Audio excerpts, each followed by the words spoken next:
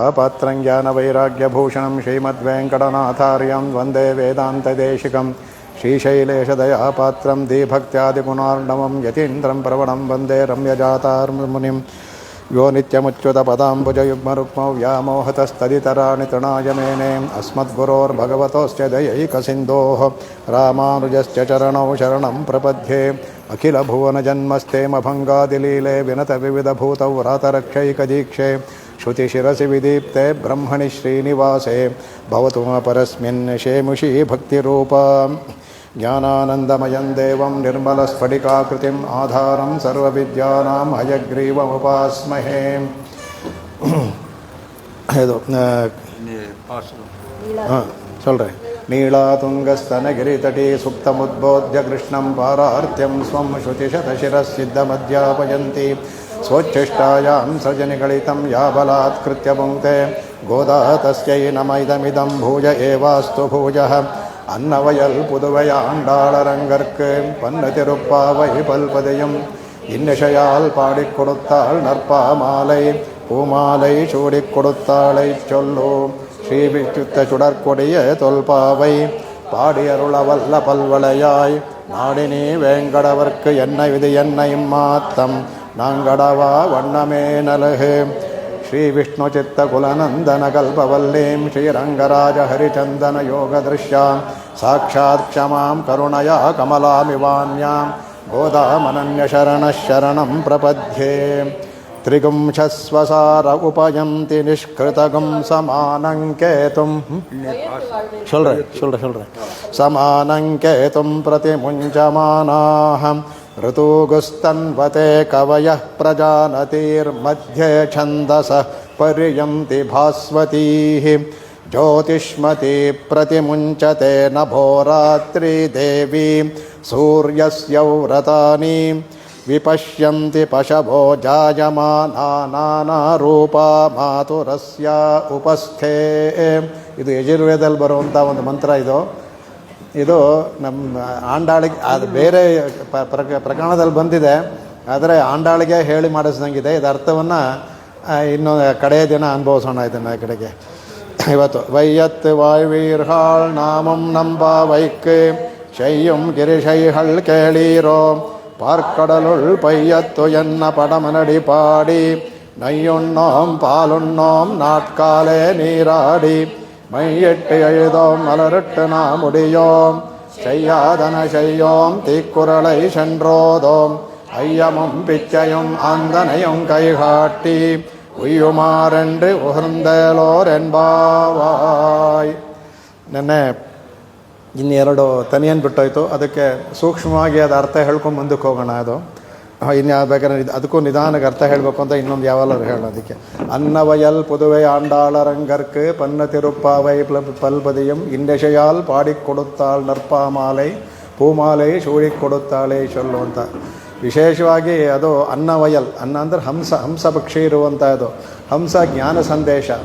ಹೇಗೆ ಹಂಸ ಪಕ್ಷಿಗೆ ಒಂದು ಇದು ಹೇಳ್ತಾರೆ, ಅದು ಹಾಲಿದ್ದರೆ ಅದರ ಹಾಲನ್ನು ತೆಗೆದು ನೀರನ್ನು ಅಂದರೆ ಅಸಾರವನ್ನು ತ್ಯಜಿಸಿ ಸಾರವನ್ನು ಗ್ರಹಿಸುತ್ತೆ ಅಂತ.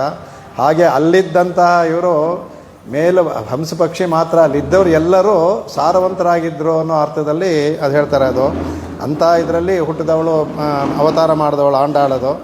ಅವಳು ಕಡೆಗೆ ಏನು ಮಾಡಿದ ಅವಳು ಯಾವ್ದು ಹೇಳ್ತಾರೆ ಅವರು ನೆನ್ನೆ ಹೇಳಿದೆ ಸಿದ್ಧ ಮಧ್ಯಾಪಯಂತಿ ಎನ್ನುವಾಗ ಅದು ಭಗವಂತನಿಗೆ ತಾನು ಮುಡುಕೊಂಡಂಥ ಮಾಲೆಯನ್ನು ಸಮರ್ಪಣೆ ಮಾಡಿದ್ಲು. ಬರೀ ಹೂಮಾಲೆ ಅಷ್ಟೇ ಅಲ್ಲ, ಈ ಪಾಮಾಲೆಯನ್ನು, ಈ 30 ಪಾಶರುಳ್ಳ ಈ ಹಾಡಿನ ಮಾಲೆಯನ್ನು ಸಹ ಭಗವಂತನ ಸಮರ್ಪಣೆ ಮಾಡಿದ್ರು ಅಂತ ಇದು ಉಯ್ಯಕೊಂಡಾರ ಮಾಡಿದ್ದು ಎರಡುವೆ. ಆಮೇಲೆ ಚೂಡಿಕ್ ಕೊಡುತ್ತ ಸುಡರ್ಕೊಡಿಯೇ ತೊಲ್ಪಾವೈ ಪಾಡಿಯೊರಳವಲ್ಲ ಪಲ್ವಳೆಯಾಯ್ ನಾಡಿನಿ ವೇಂಗಡವರ್ಕ ಎನ್ನೈ ವಿಧ ಎನ್ನಯಿಮ್ಮ ತನ್ನಾಂಗಡವ ವಣ್ಣಮೇ ನಲಹೆ. ಆತ ಭಗವಂತನಿಗೆ ಹೂವಿನ ಮಾಲೆಯನ್ನು ಸಮರ್ಪಿಸಿ ಯಾಬಲಾತ್ಕೃತ್ಯ ಮುಂಕ್ತೆ ಎನ್ನುವಾಗ ಅವನನ್ನು ತನ್ನ ಕಡೆಗೆ ಹೇಳ್ಕೊಂಡ ಅವಳು ಕಡೆಗೆ ವೇಂಗಡವರ್ಕ್ ಎನ್ನವಿದೆ ತಂದೆ ಹೇಳ್ತಾರೆ. ನಾಚ್ಯತಿನಲ್ಲಿ ಬರುತ್ತೆ, ಮಾನಿರಡರಕ್ಕೆ ಎಂದ್ರ ಪೇಶು ಪಡಿಲ್ ವಾಯಹಿಲ್ಲೇನ್ ಮನ್ಮತನೇ ಕಾಮದೇವ ಅಂತ ಹೇಳ್ತಾಳೆ. ಹಾಗೆ ಅವಳು ಭಗವಂತನಿಗೆ ನಾನು ಇನ್ಯಾರಿಗೂ ಇಲ್ಲ ನಾನು ಅಂದರೆ ಆ ದೃಢವಾದ ಭಕ್ತಿ. ಇಲ್ಲಿ ಉಯ್ಯಕೊಂಡವ್ರು ಹೇಳ್ತಾರೆ, ನಿನಗಿರುವ ದೃಢವಾದ ಭಕ್ತಿ ನಮಗಿಲ್ವಲ್ಲ, ಆ ಭಕ್ತಿ ನಮ್ಮಲ್ಲೂ ಹೋಗದೇ ಇರಲಿ. ನಾಂಕಡವ ಅದು ನಮ್ಮ ಇದಕ್ಕೆ ಹೋಗದೇ ಇರಲಿ ಅಂತ ಪ್ರಾರ್ಥಿಸ್ಕೊಳ್ತಾರೆ. ಇಲ್ಲ ಇದೇನದು ಇದೇನಪ್ಪ ತಿರುವರಂಗನ್ನ ಆದರೂ ಇಲ್ಲಿ ನೋಡಿದ್ರೆ ವೇಂಕಟ ವರ್ಕವಿದೆ ಅಂತಾಳಲ್ಲ, ಏನಾದ್ರು ಎಂಗೇಜ್ಮೆಂಟ್ ಆಗಿ ಕ್ಯಾನ್ಸಲ್ ಆಗೋಯ್ತಾ ಅಂದ್ಬಿಟ್ಟು ಹಾಗೆ ಅಂದ್ಬಿಟ್ಟು ಅಂತ. ಅದಿಲ್ಲ ಪದ್ಮಾವತಿ ಎಲ್ಲರೂ ನಮಗೆ ಸೇರಿ ತಪ್ಪಿಸ್ಬಿಟ್ರ ಆ ಥರ ಅಲ್ಲ. ವೇಂಕಟ ವರ್ಕ್ ಅಂತಂದ್ರೆ ರಂಗನಾಥನು ಒಂದೇ ವೇಂಕಟ ವರ್ಕ್ ಅಂತ. ತಿರುಪಾಣಾಯ್ವಾರು ಸರ ಅರಂಗನ್ ಹೇಳ್ತಾ ಇರ್ತಾರೆ, ತಿರುವೇಂಕಡ ಮಾಮಲೈ ಅಂತಾರೆ. ಭಾಷ್ಯಕಾರರು ಶ್ರೀಭಾಷೆಯನ್ನು ಬರೆದ ಶ್ರೀರಂಗದಲ್ಲಿ ಬ್ರಹ್ಮಣಿ ಶ್ರೀನಿವಾಸೆ ಅಂತಂತಾರೆ ಅವರು. ಅಂದರೆ ಅವ ಎರಡೂ ಒಂದೇ. ಎಲ್ಲಿರೋನು ಶ್ರೀನಿವಾಸನೇ, ಅಲ್ಲಿರೋನು ರಂಗನಾಥನೇ, ಇಲ್ಲಿರೋರು ರಂಗನಾಥರ, ಅಲ್ಲಿರೋ ಶ್ರೀನಿವಾಸನೇ, ವ್ಯತ್ಯಾಸ ಇಲ್ಲ ಅಂತ. ಆ ಇದರಲ್ಲಿ ವೇಂಕಟ ವರ್ಕ್ ಎನ್ನವಿದೆ ಅಂತ ಹೇಳಿದ್ಲು ಅದು. ಹಾಗಾಗಿ ಎರಡೂ ಸಹ ಇದನ್ನು ಹೇಳಿದೆ. ನಾನು ಇನ್ನೊಂದು ಹೇಳಿದೆ, ಋಗ್ವೇದದಲ್ಲಿ ಒಂದು ಅದ್ಭುತವಾದ ಮಂತ್ರ. ಋಗ್ವೇದ ಯಾವಾಗ ಬಂದು ಬರುತ್ತೆ ಅದರಲ್ಲಿ ಉಪನಸ್ಸವನಾಗಹಿ ಸೋಮಸ್ಯ ಸೋಮಪಾಃ ಪಿಬಾಂ ಗೋದಾಯಿ ದೇವತೋ ಮಮ ಯತ ಮದಃ ಅಂತ ಗೋದಾನ ಪದವನ್ನೇ ಇದೆ ಅದಕ್ಕೆ ಅಂದರೆ ಇದು ಅಲ್ಲಿ ಗೋದಾ ಅನ್ನುವಾಗ ಜ್ಞಾನ ಐಶ್ವರ್ಯ ವೈರಾಗ್ಯವನ್ನು ಇಲ್ಲಿ ಅಥವಾ ವ್ಯಾಖ್ಯಾನ ಆ ಥರ ಮಾಡಿದ್ದಾರೆ. ಅದರಂದರೆ ಐಶ್ವರ್ಯದಿಂದ ಕೂಡಿರುವ ನಿನ್ನ ಮಹಿಮೆ ಇದು ಗೋದಾದೇವಿಗಳೇ. ಗೋದಾ ಅಂದರೆ ಜ್ಞಾನ ಭಕ್ತಿ ವೈರಾಗ್ಯಗಳನ್ನು ಇದೆಯಲ್ಲ, ಆತ್ಮಗಳ ಐಶ್ವರ್ಯವನ್ನು ನಮಗೂ ಗೋದಾ ಇತಿ ವದೋ, ನಮಗೂ ಸಹ ಕೊಡುವಳಾಗು ನೀನು. ಕೊಟ್ಟು ನಮ್ಮ ವ್ರತ ಇದೆಯಲ್ಲ ಅದು ನೋಡಿ, ಸೋಮ ಅಂದರೆ ಇಲ್ಲಿ ವ್ರತ ಅಂದರೆ ಸೋಮ ಅನ್ನೋದು ಯಾಗೋ ಒಂದು ವ್ರತವೇ. ಅದರಿಂದ ಸೋಮಶ್ಚ ಸೋಮ, ಆ ಸೋಮಯಾಗದ ಸೋಮವನ್ನು ನೀ ಸ್ವೀಕರಿಸು ಅಂತ ಹೇಳುವಾಗೆ ಸಾದ್ಗುಣ್ಯವಾದ ನಮ್ಮ ಇದನ್ನು ಈ ಸೋಮರಸವನ್ನು ಸ್ವೀಕರಿಸು ಅಂತ ವ್ರತದಲ್ಲಿ ಅಲ್ಲಿ ಯಾಗದಲ್ಲಿ ಹೇಳುವಂಥ ಮಾತಿದು. ಅದು ಗೋದಾನ ಪದವು ಇರೋದ್ರಿಂದ ನಮ್ಮ ಗೋದೆಗೂ ಹೇಳ್ಕೊಬೋದು. ಯಾಕೆಂದರೆ ಅವಳು ಜ್ಞಾನ ವೈರಾಗ್ಯ ಗಾಮ್ ಅನ್ನೋದಕ್ಕೆ ಎಲ್ಲ ಅರ್ಥವೂ ಬರುತ್ತೆ.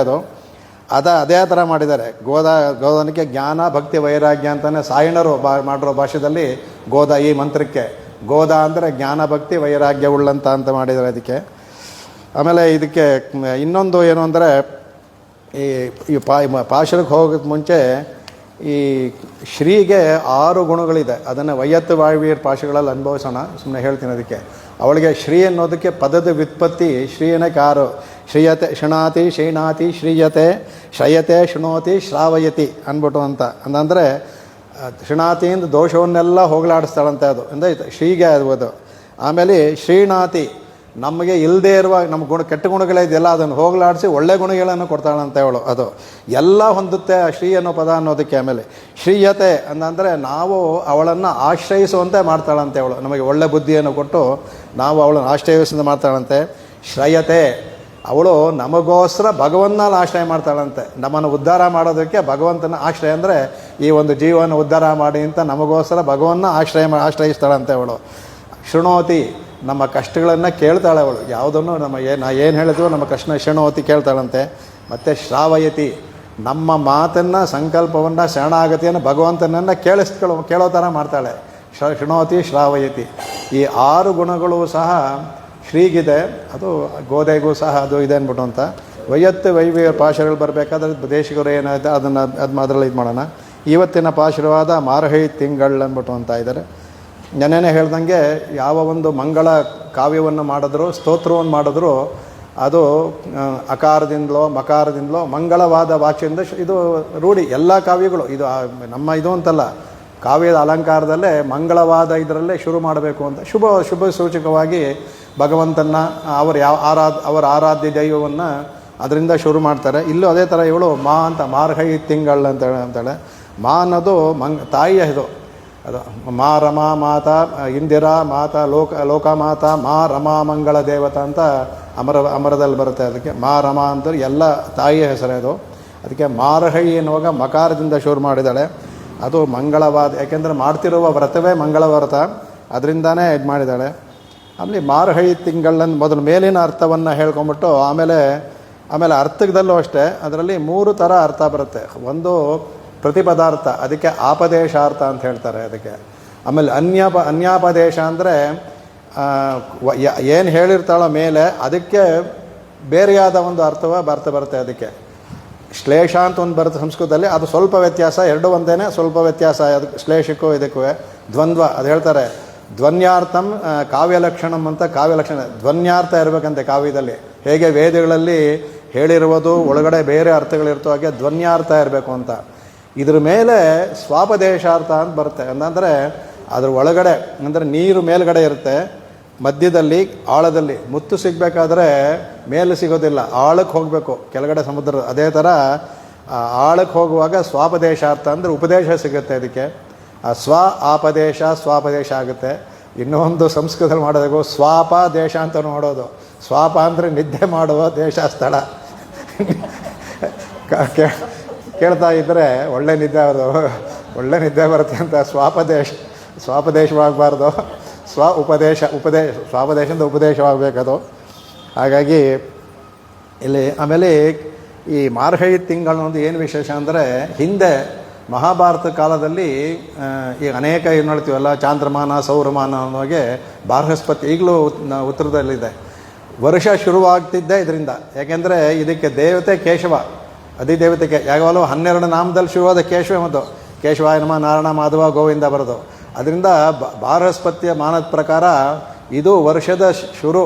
ಇದು ಯಾಕೆ ವ್ರತಕ್ಕೆ ಇದನ್ನು ಆರಿಸ್ಕೊಂಡಂತೆ 3-4 ಕಾರಣ. ಒಂದು, ವರ್ಷದ ಶುರು. ಹೇಗೆ ನವಾಗ್ರಹಣ ಯಾಗವನ್ನೆಲ್ಲ ಮಾಡ್ತೀಯಲ್ಲ, ಹೊಸ ಭತ್ತ ಬಂದಿರುತ್ತೆ ಅಂದ್ಬಿಟ್ಟಂತಹ ಸಮಯದಲ್ಲಿ. ಅದರಿಂದ ಇದು ಮಾರ್ಗಳಿ ಅನ್ನೋದು ಅದಕ್ಕೆ ಮಾರ್ಗಶೀರ್ಷ ಅಂತ ಸಂಸ್ಕೃತದಲ್ಲಿ. ಮಾರ್ಗಶೀರ್ಷ ಮಾರ್ಗಾಣಾಂ ಶೀರ್ಷ, ಮಾರ್ಗಗಳಲ್ಲೇ ಉತ್ತಮವಾದದ್ದು ಅಂತ. ಯಾವ ಮಾರ್ಗ ಅಂದರೆ ನಾವು ಬೆಂಗಳೂರು ಮೈಸೂರು ಹೋಗೋ ಮಾರ್ಗವಲ್ಲ, ಭಗವಂತನ ಹತ್ರ ಹೋಗುವಂಥ ಮಾರ್ಗ, ಅದರಲ್ಲಿ ಉತ್ತಮ ಅರ್ಚಾದಿ ಮಾರ್ಗ ಆಗ್ತೀವಿ.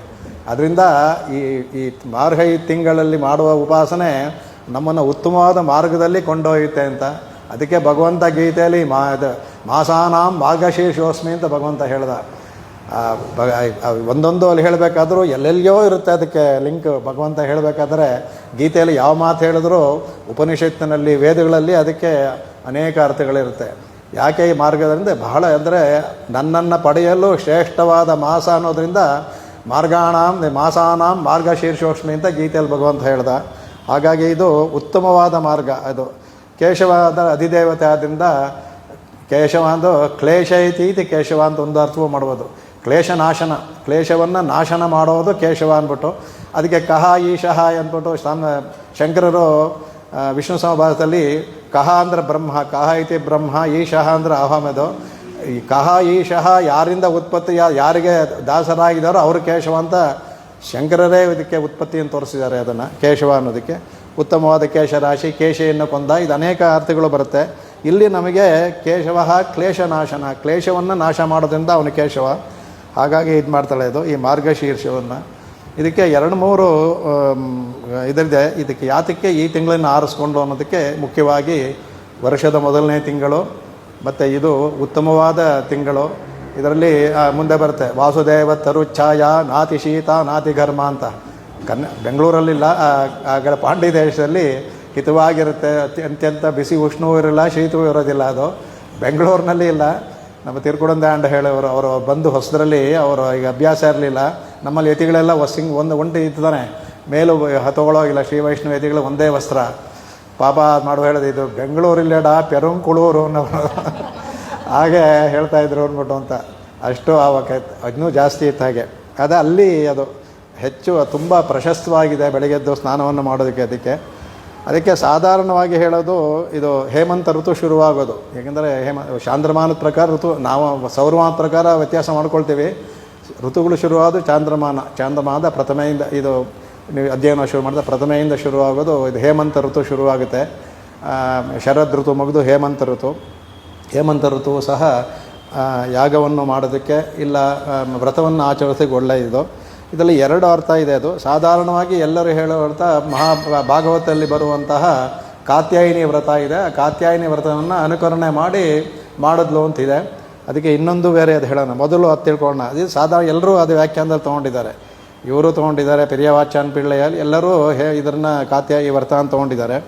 ಕಾತ್ಯಾಯಿನಿ ಅಂದರೂ ಲಕ್ಷ್ಮಿಯ ಒಂದು ಇದೆ ಅಂಶ ಅಂತಲೇ ಹೇಳ್ಬೋದು. ಅದರಲ್ಲಿ ಹೇಮಂತೆ ಪ್ರಥಮೇ ಮಾಸಿ ನಂದವ್ರಜ ಕುಮಾರಿಕಾ, ಆಮೇಲೆ ಚೇರುರ್ ಹವಿಷ್ಯ ಭುಂಜಾನಾಹ ಕಾತ್ಯಾಯ ನರ್ಚನ ವ್ರತಂ ಉಷಶ್ಚುತ್ತಾಯ ಗೋತ್ರೈಃ ಸ್ವೈರನ್ಯೋನ್ಯ ಬದ್ಧಬಾಹವಃ ಕೃಷ್ಣಮುಚ್ಚೈರ್ ಜಗುರ್ಯಾಂತ್ಯಃ ಕಾಲಿಂದ್ಯಾ ಸ್ನಾನಮನ್ವಹಂ ಆಪ್ಲುತ್ಯಾಂಬಸಿ ಕಾಲಿಂದ್ಯಾಃ ಜಲಾಂತೆ ಚೋದಿತೋರಣೆ ಕೃತ್ವಾ ಪ್ರತಿಕೃತಂ ದೇವೀಂ ಅರ್ಚುಃ ನೃಪಸೈಕತೀಂ ಭದ್ರಕಾಳಿ ಸಮಾನರ್ಚು ಭಯಾನ್ ಭೂಯಾದ್ ನಂದಸುತಃ ಪತಿ.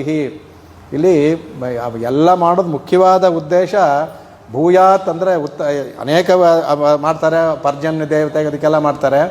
ಭೂಯಾತ್ ಏನು ಅಂದರೆ ನಂದಸ್ಪುತಃ ಪತಿ, ನಂದನ ಮಗನಾದ ಕೃಷ್ಣನ ಪತಿಯಾಗಬೇಕು ಅಂತ ಇದು ಮಾಡ್ತಾರಂತೆ. ಅದರಲ್ಲಿ ಹೇಮಂತದ ಪ್ರಥಮ ಮಾಸ ಇದು ಹೇಳ್ದಂಗೆ ಅದು. ಅದರಲ್ಲಿ ಕುಮಾರಿಕರು ಏನು ಮಾಡಿದಂತೆ ಚೇರೂರು ಈಗ ಹವಿಸ್ಸನ್ನು ಮಾಡಿ ಭಗವಂತನ ಸಮರ್ಪಣೆ ಮಾಡಿ ಅದನ್ನು ಸ್ವೀಕರಿಸ್ತಾರಂತೆ ಅವರು. ಅದಕ್ಕೆ ಕಾರ್ಚಾಯನ ಅರ್ಚನಾ ವ್ರತ, ಕಾತ್ಯಾಯಿನಿ ದೇವತೆಯನ್ನು ಅರ್ಚನೆಯಂತೆ. ಅದಕ್ಕೆ ಉಷಶ್ಚ್ಯುತ್ತಾಹ, ಬೆಳಗೆದ್ದು ಅಂದರೆ ಶಿತ್ತಂ ಶಿರುಹಾಲೇನೋ ಬೆಳಗೆದ್ದು ಹೇಳಬೇಕು. ಉಷಶ್ಚ್ಯುತ್ತಾಯ ಗೋತ್ರೈಹಿ ಸ್ವೈಹಿ ಅನ್ಯೋನ್ಯ ಬದ್ಧಭಾವ, ಎಲ್ಲರೂ ಒಬ್ರಿಗೊಬ್ಬರು ಕೈ ಸೇರಿಸ್ಕೊಂಡು. ಈಗಲೂ ನಾವು ಉತ್ತರದಲ್ಲಿ ಹೋದರೆ ಆ ಥರ ಇದೆ, ಇನ್ನೂ ಇಟ್ಕೊಂಡಿದ್ದಾರೆ. ಒಟ್ಟಿಗೆ ನಾವು ಹೋಗಲ್ಲ, ನಾವು ಆ ಥರ ಹೋಗಲ್ಲ. ಸ್ವೈಹಿ ಅನ್ಯೋನ್ಯ ಬದ್ಧಭಾವ, ಎಲ್ಲ ಕೈ ಸೇರಿಸ್ಕೊಂಡು ಒಟ್ಟಿಗೆ ನಾವು ಒಬ್ಬರೇ ಅನ್ನೋ ಥರ ಹೋಗ್ತಾರಂತೆ. ಹೋಗ್ಬಿಟ್ಟು ಕೃಷ್ಣ ಮುಚ್ಚೈರ್ ಜಗುರ್ಯಾನ್ ಕಾಲಿಂದ್ಯಾ ಸ್ನಾನ ಮುಚ್ಚ, ಆ ಕೃಷ್ಣನ ನೆನೆಸ್ಕೊಂಡು ಕಾಲಿಂದಿಯಲ್ಲಿ ಸ್ನಾನವನ್ನು ಮಾಡ್ತಾ ಇದ್ದಂತೆ. ಅನ್ವಹಂ ಆಪ್ಲುತ್ಯಾಂಬಸಿ, ಆಪ್ಲುತ್ಯ ಅಂದರೆ ಚೆನ್ನಾಗಿ ಮುಳುಗಿ ಹೇಳೋದು. ನಾವು ಆಪ್ಲುತ್ಯ ಅಂದರೆ ಮುಳುಗೋದು. ಆಪ್ಲುತ್ಯ ಅಂಬಸಿ, ಕಾಳಿಂದ್ಯ ಅಂಬಸಿ, ಕಾಳಿಂದಿ ನದಿಯಲ್ಲಿ ಚೆನ್ನಾಗಿ ಮುಳುಗಿ ಎತ್ತಾರಂತೆ. ಆಮೇಲೆ ಜಲಾಂತೆ ಚೋದಿತೋರುಣೆ, ಬೆಳಗ್ಗೆದ್ದು ಆಮೇಲೆ ಎದ್ದು ಅರುಣನಾದ ಕೃಷ್ಣ ಇವನ ಸೂರ್ಯನ ನಮಸ್ಕಾರ ಮಾಡ್ತಾರಂತೆ. ಆಮೇಲೆ ಬಂದು ಆ ತೀರದಲ್ಲಿ ಕೃತ್ವಾ ಪ್ರತಿಗತಿ ದೈವೀಂ, ಆ ದೇವಿಯ ಪ್ರತಿಗತಿಯನ್ನು ಮರಳಲ್ಲಿ ಮಾಡ್ತಾರಂತೆ. ಸೈಕತೀಂ, ಮರಳ ತೀರದಲ್ಲಿ ಅಲ್ಲಿ ಒಂದು ಪ್ರತಿಗತಿಯನ್ನು ಮಾಡ್ತಾಯಿದ್ರು. ಮಾಡಿಬಿಟ್ಟು ಅದರಲ್ಲಿ ಅರ್ಚುಹು, ಅದಕ್ಕೆ ಮಾಡ್ತಾಯಿದ್ರಂತೆ. ಯಾರನ್ನ ಭದ್ರಕಾಳಿಯನ್ನು ಮಾಡ್ತಾನಂತೆ ಸಮಾನರ್ಚುಹು. ಯಾಕೆಂದ್ರೆ ಭೂಯಾನ್ ನಂದಸುತಪತಿ, ನಂದಪತಿಯಾದ ನಂದಸುತನಾದ ಕೃಷ್ಣ ಎಲ್ಲರೂ ಅದೇ ಒಂದೇ. ಅಷ್ಟು ಜನ ಒಟ್ಟಿಗೆ ಹೋದ್ರೂ ಎಲ್ಲರ ಉದ್ದೇಶ ಒಂದೇ, ನನಗೂ ಕೃಷ್ಣ ಬೇಕು, ನನಗೂ ಕೃಷ್ಣ, ಎಲ್ಲರೂ ಅದೇ. ಆದರೆ ಅವರಲ್ಲಿ ಆ ಜಗಳ ಇರಲಿಲ್ಲ, ಅನ್ಯೋನ್ಯ ಇತ್ತು, ಕೈ ಸೇರಿಸ್ಕೊಂಡು. ಈಗಲೂ ಒಂದು ಉತ್ತರದಲ್ಲಿ ಹೋದರೆ ಅವ್ರು ಹೋಗ್ಬೇಕಾದ್ರೆ ಕೈ ಸೇರಿಸ್ಕೊಂಡೇ ಅವರು ನೃತ್ಯವನ್ನು ಮಾಡ್ತಾರೆ. ಅದು ಅಲ್ಲಿದೇನ್ಬಿಟ್ಟೆ ಇದು ಎಲ್ಲರೂ ಬರ್ತಾಯಿದ್ದು. ಇದರಲ್ಲಿ ನಮ್ಮ ಅಭಿನವ ದೇಶಿಗರಾದಂಥ ಅವರಿಗೆ ಉತ್ತಮೂರು ಸ್ವಾಮಿಗೆ ಒಂದು ಸ್ವಲ್ಪ ಇದರಲ್ಲಿ ವ್ಯತ್ಯಾಸ ತುಂಬ ಚೆನ್ನಾಗಿ ತೋರಿಸ್ತಾರೆ ಅವರು. ಇದರಲ್ಲಿ ಏನು ಅಂದರೆ ಒಂದೇ ಒಂದು ಹೊಂದುತ್ತೆ. ಆಂಡಾಳು ಮಾಡಿದ ವ್ರತಕ್ಕೂ ಇವಳು ಮಾಡಿದ್ದು ವ್ರತಕ್ಕೂ ಏನು ಅಂದರೆ ನಂದ ಸುತಃ ಪತಿ ಅದು ಒಂದು ಹೊಂದುತ್ತೆ. ಅದು ವ್ರತವನ್ನು ಮಾಡಿದ್ದು ಹೊಂದುತ್ತೆ. ಮಾರ್ಗಯಿ ತಿಂಗಳ ಅದು ಕೂಡ ಹೊಂದುತ್ತೆ. ಆದರೆ ಅಲ್ಲಿ ಭದ್ರಕಾಳಿ ಅಂತ ಹೇಳಿದ್ದಾರೆ. ಇಲ್ಲಿ ಭದ್ರಕಾಳಿಯನ್ನು ಅರ್ಚನೆ ಮಾಡಿದ್ರು ಅಂತಿದೆ. ಇಲ್ಲಿ ಯಾವ ದೇವಿಯನ್ನೂ ಅರ್ಚನೆ ಮಾಡಲಿಲ್ಲ ಇವಳು ಒಂದು. ಅದರಿಂದ ಹಾಗಾಗಿ ಭದ್ರಕಾಳಿ ಅನ್ನೋದು ದೇವತಾಂತರ ಬೇರೆ ಆಗುತ್ತೆ. ಹಾಗಾಗಿ ಇದನ್ನು ಅನುಕರಣೆ ಮಾಡಿರ್ತಾಳ. ಇದರಲ್ಲಿ ಹೇಳಿದ್ರು ಇವಳು ಕಾತ್ಯಾಯಿನಿ ಅನ್ನೋದು ಲಕ್ಷ್ಮಿಯ ಒಂದು ಅಂಶ ಅಂತ ಹೇಳಿದ್ರು ಸಹ. ಅದಕ್ಕೆ ಅವರೊಂದು ತೆಗಿತಾರೆ, ಅದ್ಭುತವಾಗಿ ತೆಗಿತಾರೆ. ಅದು ಸ್ಕಾಂದ ಮಹಾತ್ಮ್ಯ ಅಂತ ಒಂದು ಮಹಾತ್ಮ್ಯ ಇದೆ. ಸ್ಕಾಂದ ಪುರಾಣದ ಸ್ಕಾಂದ ಮಹಾತ್ಮ್ಯ ಅಂತ ಬರುತ್ತೆ. ಅದರಲ್ಲಿ ಇದೇ ನಂದವ್ರಜ ಸ್ತ್ರೀಯರು ಮಾಡಿದ ಒಂದು ವ್ರತವನ್ನು ಹೇಳಿದೆ. ಅದು ಎಷ್ಟು ಚೆನ್ನಾಗಿದೆ ನೋಡಿ. ಅದು ಅವರು ಇವರು ಹೇಳಿದ್ದು ಅದು ಅಲ್ಲಿ ಏನು ಅವ್ರು ಹೇಳ್ತಾರೆ, ಅದರಲ್ಲಿ ಹೇಳ್ತಾರೆ. ಅಲ್ಲಿ ತುಂಬ ದೊಡ್ಡದಾಗಿ ಸಂಸ್ಕೃತ ಅನ್ನೋದ್ರಲ್ಲಿ ಬರ್ಕೊಳ್ಳಿಲ್ಲ ಅದನ್ನು. ಅದರಲ್ಲಿ ಆ ಸ್ಕಾಂದ ಇದರಲ್ಲಿ ಏನು ಹೇಳ್ತಾರೆ, ಅಲ್ಲಿ ನಂದವಜ ಸ್ತ್ರೀಯರು ಸ್ನಾನವನ್ನು ಮಾಡಿ, ಸ್ನಾನ, ದಾನ, ಪೂಜೆ, ಧ್ಯಾನ, ಮೌನ, ಜಪ ಇವು ಮಾರ್ಗಶೀರ್ಷ ಮಾಸದಲ್ಲಿ ಅತ್ಯುತ್ತಮವಾದ ಇದು. ಮಾರ್ಗಶೀರ್ಷ ಮಾಸಕ್ಕೆ ಏನು ಮಾಡಬೇಕು ಅಂದರೆ ಸ್ನಾನವನ್ನು ಮಾಡಬೇಕು, ಬೆಳಗ್ಗೆದ್ದು ಕೈಲಾದಷ್ಟು ದಾನವನ್ನು ಮಾಡಬೇಕು, ಅದರಲ್ಲಿ ಭಗವಂತನ ಪೂಜೆ ಮಾಡಬೇಕು, ಧ್ಯಾನಿಸಬೇಕು, ಮೌನವನ್ನು ಆಚರಣೆ ಮಾಡಬೇಕು, ಆ ತಿಂಗಳಲ್ಲಿ ಜಪವನ್ನು ಮಾಡಬೇಕು. ಇದು ಮಾಡೋದ ಅಂದರೆ ಭಗವಂತನ ಅನುಗ್ರಹ. ಇದು ನೋಡಿ ಸ್ಕಾಂದ ಪುರಾಣದಲ್ಲಿ ಬರೋದು. ಅಲ್ಲಿ ಸ್ಕಂದನ ಹೇಳಿಲ್ಲ, ಭಗವಂತ ಅಂದರೆ ಯಾವಾಗಲೂ ಅವನ ಅನುಗ್ರಹ ಬರುತ್ತೆ ಅಂದ್ಬಿಟ್ಟು ಅಂತ. ಇದನ್ನೇ ನಂದಗೋಪದ ಅದ್ರಲ್ಲಿ ಹೇಳಿದೆ. ಅದು ನಂದಗೋಪದ ಸ್ತ್ರೀಯಗಳು ಕೃಷ್ಣನಿಂದ ಪ್ರಚೋದಿಸಲ್ಪಟ್ಟು ಅಂತ. ಕೃಷ್ಣನಿಂದ ನೀವು ಇದನ್ನು ಮಾಡಿ, ಏಕೆಂದರೆ ಆ ನಂದ ವೃದ್ಧರು ಯಾರೂ ಬಿಡ್ತಿರ್ಲಿಲ್ಲ ಇವರಿಗೆ, ಕೃಷ್ಣ ಎಲ್ಲ ಇದು ಮಾಡ್ತಾನೆ ಅಂತೇಳಿ. ಅದಕ್ಕೆ ಈ ಥರ ಒಂದು ವರ್ತಮಾನ ಹೇಳ್ಕೊಂಡು ಬನ್ನಿ, ಕಾಳಿಂದಿಲಿ ನೀವು ಮಾಡೋಣ ಅಂತ ಅವನು ಹೇಳ್ಬಿಟ್ಟು, ಅದರಿಂದ ಉಷಕ್ಕಾಲದಲ್ಲಿ ಕಾಳಿಂದಿಯಲ್ಲಿ ಸ್ನಾನವನ್ನು ಮಾಡಿ ಅವರು ಮೇಲೆ ಹೇಳೋಂಥ ದಾನ ತಪ ಎಲ್ಲವನ್ನು ಮಾಡಿಬಿಟ್ಟು ಏನು ಮಾಡಿದಂತೆ ನೈವೇದ್ಯವನ್ನು ಭಗವಂತನಿಗೆ ಸಮರ್ಪಿಸಿ, ಕೃಷ್ಣನಿಗೆ ಸಮರ್ಪಿಸಿ ತಾವು ಅದನ್ನು ಸೇವಿಸ್ಬಿಟ್ಟು ಕಡೆಗೆ ಆ ಕೃಷ್ಣ ಅದನ್ನು ಸಂತೋಷ ಮಾಡಿಕೊಂಡು ತನ್ನನ್ನೇ ಅವರಿಗೆ ಅರ್ಪಿಸಿದ ಅಂತ ಈ ವ್ರತವನ್ನು ಸ್ಕಾಂದ ಮಹಾತ್ಮೆಯಲ್ಲಿ ಹೇಳಿದೆ. ಇದರಿಂದ ಇದು ಪೂರ್ಣಿಮೆಯಲ್ಲಿ ಮಾಡುವಂಥ ಉತ್ಸವ. ಎಲ್ಲ ಇದಕ್ಕೆ ಹೊಂದೈತೆ ನೋಡಿ. ಅನ್ನದಾನ, ಗೋದಾನ, ಇದು ಎಲ್ಲವೂ ಮುಂದೆ 16 ವರ್ಷ ಹೇಳ್ತಾರೆ. ನಾಯಿಗಾದರೆ ಬರ್ತಾಯಿಲ್ಲ ಅವನು ಅನ್ನವನ್ನು ಕೊಟ್ಟ, ವಸ್ತ್ರವನ್ನು ಕೊಟ್ಟ, ಎಲ್ಲವನ್ನು ಕೊಟ್ಟ ಅಂದ್ಬಿಟ್ಟು ಅಂತ. ಇದು ಇದು ಹೇಳಿದ್ದಾನೆ. ಈ ವ್ರತವನ್ನು ಮಾಡಿದ್ರು ಅಂತ ಹೇಳಿದೆ. ಅದಕ್ಕೆ ಉತ್ತಮೂರು ಸ್ವಾಮಿ ಅಭಿಪ್ರಾಯ, ಪ್ರಾಯಶಃ ಈ ವ್ರತವನ್ನೇ ಆಂಡಾಳು ತೊಗೊಂಡು ಮಾಡಿರಬೇಕು. ಇದು ಎಲ್ಲಕ್ಕೂ ಒಂದು, ಯಾವ ದೇವತಾಂತರೂ ಬರೋದಿಲ್ಲ. ಮತ್ತು ಕೃಷ್ಣನನ್ನೇ ಅರ್ಚನೆ ಮಾಡಿದ್ರು ಅಂತ ಬರುತ್ತೆ. ಕೃಷ್ಣನೇ ತನ್ನೇ ಕೊಟ್ಟ ಅಂತ ಹೇಳಿದ್ದಾನೆ, ಎಲ್ಲವೂ ಹೊಂದುತ್ತೆ. ಪ್ರಾಯಶಃ ಅದು ಹೇಳಿದ್ರು ಸಹ ಇದು ಹೊಂದುತ್ತೆ ಅಂತ ಅವ್ರು ಅದ್ಭುತವಾಗಿ ತೋರಿಸ್ಕೊಟ್ಟಿದ್ದಾರೆ. ಸೊ ಅದು ನಿಮಗೊಂದು ಹೊಸ ವಿಷಯ ಹೇಳೋಣ ಅಂದ್ಬಿಟ್ಟು ಅಂತ ಅದು ಅಂದ್ಕೊಂಡ್ರೆ ಅದಕ್ಕೆ ಆಮೇಲೆ ಮೇಲೆ ಏನರ್ಥಕ್ಕೆ ಹೋಗೋಣ. ಅದು ಅದರಿಂದ ಇದು ಏನು ಅಂದರೆ, ಇನ್ನೊಂದು ವಿಶೇಷವಾದ ಮಾರ್ಗೈ ತಿಂಗಳಿಗೆ ಏನು ವಿಶೇಷ ಅಂದರೆ, ನಮ್ಮ 1 ವರ್ಷ ದೇವತೆಗಳಿಗೆ 1 ದಿನ, ನಮ್ಮ 1 ತಿಂಗಳು ಪಿತೃಗಳಿಗೆ 1 ದಿನ, ನಮ್ಮ 1 ವರ್ಷ ದೇವತೆಗಳಿಗೆ 1 ದಿನ. ಅದರಲ್ಲಿ ದಕ್ಷಿಣಾಯನ ಇದೆಲ್ಲ ಹೇಳ್ತಾರಲ್ಲ, ಅದು ಒಂದು ಇಲ್ಲಿಂದ ಆಡಿಯಿಂದ ಶುರುವಾಗಿ ಕರ್ಕಾಟಕ ಮಾಸದವರೆಗೆ ದಕ್ಷಿಣಾಯನ. ಇದು ದೇವತೆಗಳಿಗೆ ರಾತ್ರಿ. ಉತ್ತರಾಯಣ ಇನ್ನು ಮಕರ ಬರಬೇಕು. ಈಗ ಈ ತಿಂಗಳು ಅವ್ರಿಗೆ ಬ್ರಾಹ್ಮಿ ಮುಹೂರ್ತ, ಅವ್ರಿಗೆ ಬೆಳಗಿನ ಬ್ರಾಹ್ಮಿ ಮುಹೂರ್ತ ಬಹಳ ಶ್ರೇಷ್ಠವಾದದ್ದು. ಯೋಗಕ್ಕೆ, ದಾನಕ್ಕೆ, ತಪಕ್ಕೆ ಎಲ್ಲದಕ್ಕೂ ಶ್ರೇಷ್ಠವಾದದ್ದು. ನಿತ್ಯವೂ ನಮ್ಮನ್ನು ಬ್ರಾಹ್ಮಿ ಮುಹೂರ್ತ ಉತ್ತಾಯ ಅಂತ ಶಾಸ್ತ್ರ ಹೇಳುತ್ತೆ. ನಾವು ಅದು ಬಿಟ್ಟು ಅವಾಗಲೇ ನಿದ್ದೆ ಚೆನ್ನಾಗಿ ಬರುತ್ತೆ ನಮಗೆ. ಬ್ರಾಹ್ಮಿ ಮುಹೂರ್ತದಲ್ಲೇ ನಿದ್ದೆ ಚೆನ್ನಾಗಿ ಬರುತ್ತೆ. ಬ್ರಾಹ್ಮಿ ಮುಹೂರ್ತದಲ್ಲೇ ಶಾಸ್ತ್ರ ಹೇಳಿರೋ ಎದ್ದು ಮಾಡಬೇಕು ಅಂದ್ಬಿಟ್ಟು ಅಂತ. ಯಾಕೆಂದರೆ ಆವಾಗ ಸತ್ವ ಇರುವಂಥ ಕಾಲ. ಆವಾಗ ಮಾಡುವ ಧ್ಯಾನ ತಪಗಳು ಮನಸ್ಸಲ್ಲಿ ಚೆನ್ನಾಗಿ ನಿಲ್ಲುತ್ತೆ. ಪಾಠಗಳು, ವೇದಗಳು ಆವರ್ತಿ ಮಾಡಿಕೊಂಡು ಚೆನ್ನಾಗಿ ಮನಸ್ಸನ್ನು ನಿಲ್ಲುತ್ತೆ ಅದು. ಹಾಗಾಗಿ ಅದು ದೇವತೆಗಳು ಹೇಗೆ ಪಿತೃಗಳಿಗೂ ಸಹ, ಯಾಕೆಂದರೆ ಅವ್ರಿಗೆ ತಿಂಗಳಿಗೆ 1 ಸಲ ಆದರೂ ಇದು ಅವ್ರಿಗಾಗುತ್ತೆ. ಆಗ ದೇವತೆಗಳು ಪಿತೃಗಳಿಗೂ ಎಲ್ಲರಿಗೂ ಸಹ ಅದು ಒತ್ತಿಗೆ ಇರುವಂತಹ ಕಾಲ ಅದು ಇದು. ಹಾಗಾಗಿ ಅದು ಇದರಲ್ಲಿ ಹೇಳುತ್ತೆ, ಬ್ರಾಹ್ಮೇ ಮುಹೂರ್ತೆ ದೇವಾನಾಂ ಪಿತೃನಾಂ ಸಮಾಗಮ. ಬ್ರಾಹ್ಮಿ ಮುಹೂರ್ತದಾದ ಈ ತಿಂಗಳು ಇದು ಮಾತ್ರ, ಈ ಮಾರ್ಗಗಳು ಮಾತ್ರ. ಬೇರೆ ಇದರಲ್ಲಿ ಪಿತೃಗಳಿರ್ತಾರೆ, ದೇವತೆಗಳಿರಲ್ಲ. ಇದರಲ್ಲಿ ಮಾತ್ರ ದೇವಾನಾಂ ಇಬ್ಬರೂ ಸಮಾಗಮ ಆಗುತ್ತೆ. ಅಂದರೆ ಇಬ್ಬರೂ ಎದ್ದಿರ್ತಾರೆ ಅಂದ್ಬಿಟ್ಟು ಅಂತ. ಅದರಿಂದ ಜಾಗರಸ್ತಸ್ಯ ಕರ್ತವ್ಯ, ನಮಗೆ ಕರ್ತವ್ಯ ಅಂತ ಹೇಳಿದೆ. ಇದು ಎಚ್ಚರವಾಗಿರೋದು ನಮ್ಮ ಕರ್ತವ್ಯ. ಅವರು ಬಂದಾಗ ನಾವು ಮಲಗಿರಬಾರ್ದು. ಮನೆಗೆ ಯಾರಾದರೂ ಅತಿಥಿಗಳು ಬಂದರೆ ಮಲಗಿದ್ರೆ ಹೇಗಿರುತ್ತೆ, ನಿದ್ದೆ ಮಾಡ್ತಾಯಿದ್ರೆ. ಆದ್ದರಿಂದ ನಾವು ಅವರು ಎದ್ದಿರ್ತಾರೆ, ನಾವು ಹಾಗೆ ಕರ್ತವ್ಯ ಅಂತ. ಜಾಗರಸ್ತಸ್ಯ ಕರ್ತವ್ಯ ದೇವಂ ಸಮ್ಮಾನನಂ ಹಿಹಿ. ದೇವತೆಗಳು ಮತ್ತು ದೇವತೆಗಳು ಪಿತೃಗಳು ಅಂತ ಹೇಳಿ ಅವರಿಗೆ ನಾವು ಮರ್ಯಾದೆ ಮಾಡುವ, ಸಮ್ಮಾನನಂ ಹಿಹಿ ಮಾಡಬೇಕಲ್ವೇ ಅವರಿಗೆ. ಅನ್ನೋದಾಗಿಂದ ಅವರಿಗೆ ಸಮ್ಮಾನ ಮಾಡಬೇಕಲ್ವೇ. ಹಾಗಾಗಿ ನಾವು ಎದ್ದಿರಬೇಕು ಬ್ರಾಹ್ಮಿ ಮುಹೂರ್ತದಲ್ಲಿ ಏನ್ಬಿಟ್ಟು ಅಂತ. ಬಾಕಿ ಸಮಯದಲ್ಲಿ ಹೇಳದೇ ಇದ್ದರೂ ಮಾರ್ಗಶೀರ್ಷ ಮಾಸದಲ್ಲಾದರೂ ಬ್ರಾಹ್ಮಿ ಮುಹೂರ್ತದಲ್ಲಿ ಎದ್ದು ಭಗವಂತನ ಅರ್ಚನೆ ಮಾಡಿ ಅಂದ್ಬಿಟ್ಟು ಅದು ಹೇಳಿದೆ ಅದಕ್ಕೆ. ಹಾಗಾಗಿ ಇದು ಸಹ ಈ ಮಾರ್ಗಶೀರ್ಷಕ್ಕೆ ಅದು ಯಾತಕ್ಕೆ ಕೇಳಬೇಕು ಅನ್ನೋದು ಅದಕ್ಕೆ ಸ್ವಾಮಿ ಹೇಳ್ತಾರೆ. ಅದು ಹೇಳ್ತಾರೆ ಅದಕ್ಕೆ. ಇದು ಮುನ್ಬೆಲ್ಲಾಂಗ್ ಕಾಳರಾತ್ರಿ ದೇಶಿಕರು ಹೇಳಿರೋದು ಇದು ನಮಗೆ ಜ್ಞಾನ ಅಂದರೆ ಆಚಾರ್ಯ ಸಮಾಗಮ ಆದ ಮುನ್ಬೆಲ್ಲಾಂ ಕಾಳರಾತ್ರಿ. ಯಾವಾಗ ಸಮಾಗಮ ಆಯಿತೋ ನಲ್ವಡಿ ಅಂದ್ಬಿಟ್ಟು ಅಂತ. ಇನ್ಮೇಲೆ ನಮಗೆ ಅಂದರೆ ಇಲ್ಲಿವರೆಗೂ ನಾವು ಬರೀ ನಿದ್ದೆನಲ್ಲೇ ಇದ್ವಿ. ಈಗ ಎಚ್ಚರವಾಗಿದೆ ಅಂದರೆ ಇನ್ಮೇಲೆ ನಮಗೆ ಹಗಲು ಅಂತಂದರೆ ಯಾವಾಗ ನಮಗೆ ಮಂತ್ರೋಪದೇಶವಾಗುತ್ತೋ, ಭಗವಂತನ ಅರ್ಚನೆ ಮಾಡ್ತೀವೋ ಅದೇ ಹಗಲು. ಇಲ್ಲದೇ ಇದ್ದರೆ ಬೆಳಗ್ಗೆ ಇದ್ದರೂ ರಾತ್ರಿ ಅದು ಕಾಣಬೇಕು. ಯಾಕೆಂದರೆ ಇಷ್ಟು ದಿನ ನಮ್ಮ ಆಯಸ್ಸುಗಳ ಕಾಲ ಬರೀ ನಿದ್ದೆನೇ ಕಳೆದಿದ್ದೀವಿ ನಾವು ಜಾಗರವಾಗಿಲ್ಲ, ಬರೀ ಸ್ವಪ್ನದಲ್ಲೇ ಕಳೆದಿದ್ದೀವಿ ಅಂತ ಹೇಳ್ತಾರೆ ಅದನ್ನು. ಹಾಗಾಗಿ ಇಲ್ಲಿ ಹೇಳ್ತಾರೆ. ಅದಕ್ಕೆ ಅಲ್ಲಿ ಹೇಳ್ದಂಗೆ ಪೂರ್ಣಿಮೆ ಉತ್ಸವ ಅಂತ ಹೇಳಿರೋದ್ರಿಂದ ಇಲ್ಲೂ ಸಹ ಮದಿ ನಿರೆಯಿಂದ ನಲ್ನಾಳಾಳ ಅಂತಾಳೆ. ಮೇಲಿನರ್ಥ ಪೂರ್ಣಿಮೆಯ ಕೂಡಿದ ದಿನ ಅಂದ್ಬಿಟ್ಟು ಅಂತ. ಇದಕ್ಕೆಲ್ಲ ಅರ್ಥಗಳು ಬೇರೆ ಬರುತ್ತೆ ಅದಕ್ಕೆ. ಅದಕ್ಕೆ ತಮಿಳಲ್ಲಿ ಇನ್ನೊಂದು ಮತಿಯಿಂದ ಅಂದರೆ ಬುದ್ಧಿಗೆ ಹೇಳುತ್ತೆ ತಮಿಳಲ್ಲಿ ಮತಿ ಅನ್ನೋದು. ಕನ್ನಡದಲ್ಲೂ ಮತಿ ಆಗುತ್ತೆ, ಅದು ಸಂಸ್ಕೃತ ಪದ ಅದು. ಆ ಮತಿ ನರೆಯಿಂದ ಅಂದರೆ ನಮಗೆ ಬುದ್ಧಿ ಬಂದಂಥ ದಿನ. ನಲ್ನಾಳಂದು ಯಾವುದು ಅಂದರೆ ಆಚಾರ್ಯ ಹೇಳ್ತಾರೆ, ಭಗವಂತನ ಹೋಗೋದೇ ಎನ್ನಾಳು ನಲ್ನಾಳು ಅಂತ ಹೇಳೋ ಹಾಗೆ ನಮಗೆ ಬುದ್ಧಿ ಬಂದಿದೆಯಲ್ಲ, ಅದು ಯಾವ ದಿನ ಆದರೂ ಒಳ್ಳೆಯ ದಿನವೇ ಅದು. ಮಂಗಳವಾರ ಆಗಲಿ ಅದು, ಯಾಕೆಂದ್ರೆ ಅದೇ ಒಳ್ಳೆಯ ದಿನ. ಮತ್ತೆ ಬುದ್ಧಿ ಬದಲಾಯಿಸೋದು ಮುಂದೆ ಭಗವಂತನ ಸೇವೆ ಮಾಡು ಅಂದ್ಬಿಟ್ಟು ಅಂತ. ಅದಕ್ಕೆ ಮದಿ ನಿರೆಯಿಂದ ಪೂರ್ಣ ಚಂದ್ರ ಇರುವ ದಿನ, ನಮಗೆ ಭಗವಂತನ ಸೇರಬೇಕು ಅಂತ ಬಂತಲ್ಲ ಬುದ್ಧಿ, ಆ ದಿನ ಅದು ನಲ್ನಾಳ್, ಅದು ಒಳ್ಳೆಯ ದಿನ ಅದು. ಅದರಿಂದ ಅದನ್ನು ಹೇಳ್ತಾರೆ. ಅದಕ್ಕೆ ನಲ್ನಾಳ್ ಅನ್ನೋಕ್ಕೆ ಹೇಳ್ತಾರೆ. ಯಾವಾಗ ವಿವೇಕ, ಬುದ್ಧಿ ಅಂದರೆ ವಿವೇಕ ಬರಬೇಕು. ವಿವೇಕ ಅದಕ್ಕೆ ಆಚಾರ್ಯ ಸಂಶ್ಲೇಷಣೆ, ಆಚಾರ್ಯ ಉಪದೇಶಗಳು ಬೇಕು ಅದಕ್ಕೆ. ಅದನ್ನು ಹೇಳ್ತಾರೆ. ಅದಕ್ಕೆ ಒಂದು ವೇಳೆ ಹಾಗೆ ಬಂದಾಗ ಹೇಳ್ತಾರೆ ಅದಕ್ಕೆ ಆ ದಿನವೇ ಇದು. ಆಳ್ವಾರ್ ಹೇಳ್ತಾರೆ, ಶಂಡ್ರನಾಳ್ ಶೆಲ್ಲಾದ ಶೆಂಗಣ್ಮಾಳ್ ಎಂಗಳ್ಮಾಳ್ ಎಂಡ್ರನಾಳ್ ಎನ್ನಾಳುಂ ನಾಳಾಗುಂ ಅಂತ. ಹಿಂದೆ ಕಳೆದಿದ್ದ ದಿನ, ಮುಂದೆ ಹೋಗುವ ಇದನ್ನು ಎಲ್ಲವೂ ಸಹ ಯಾವತ್ತೂ ನಾವು ಭಗವಂತನ ನಾವು ಸೇರ್ಕೊಂಬಿಟ್ವೋ ಆಗ ಎಲ್ಲವೂ ಒಳ್ಳೆಯ ದಿನವಾಗ್ಬಿಡುತ್ತೆ ಅಂತ ಹೇಳ್ತಾರೆ.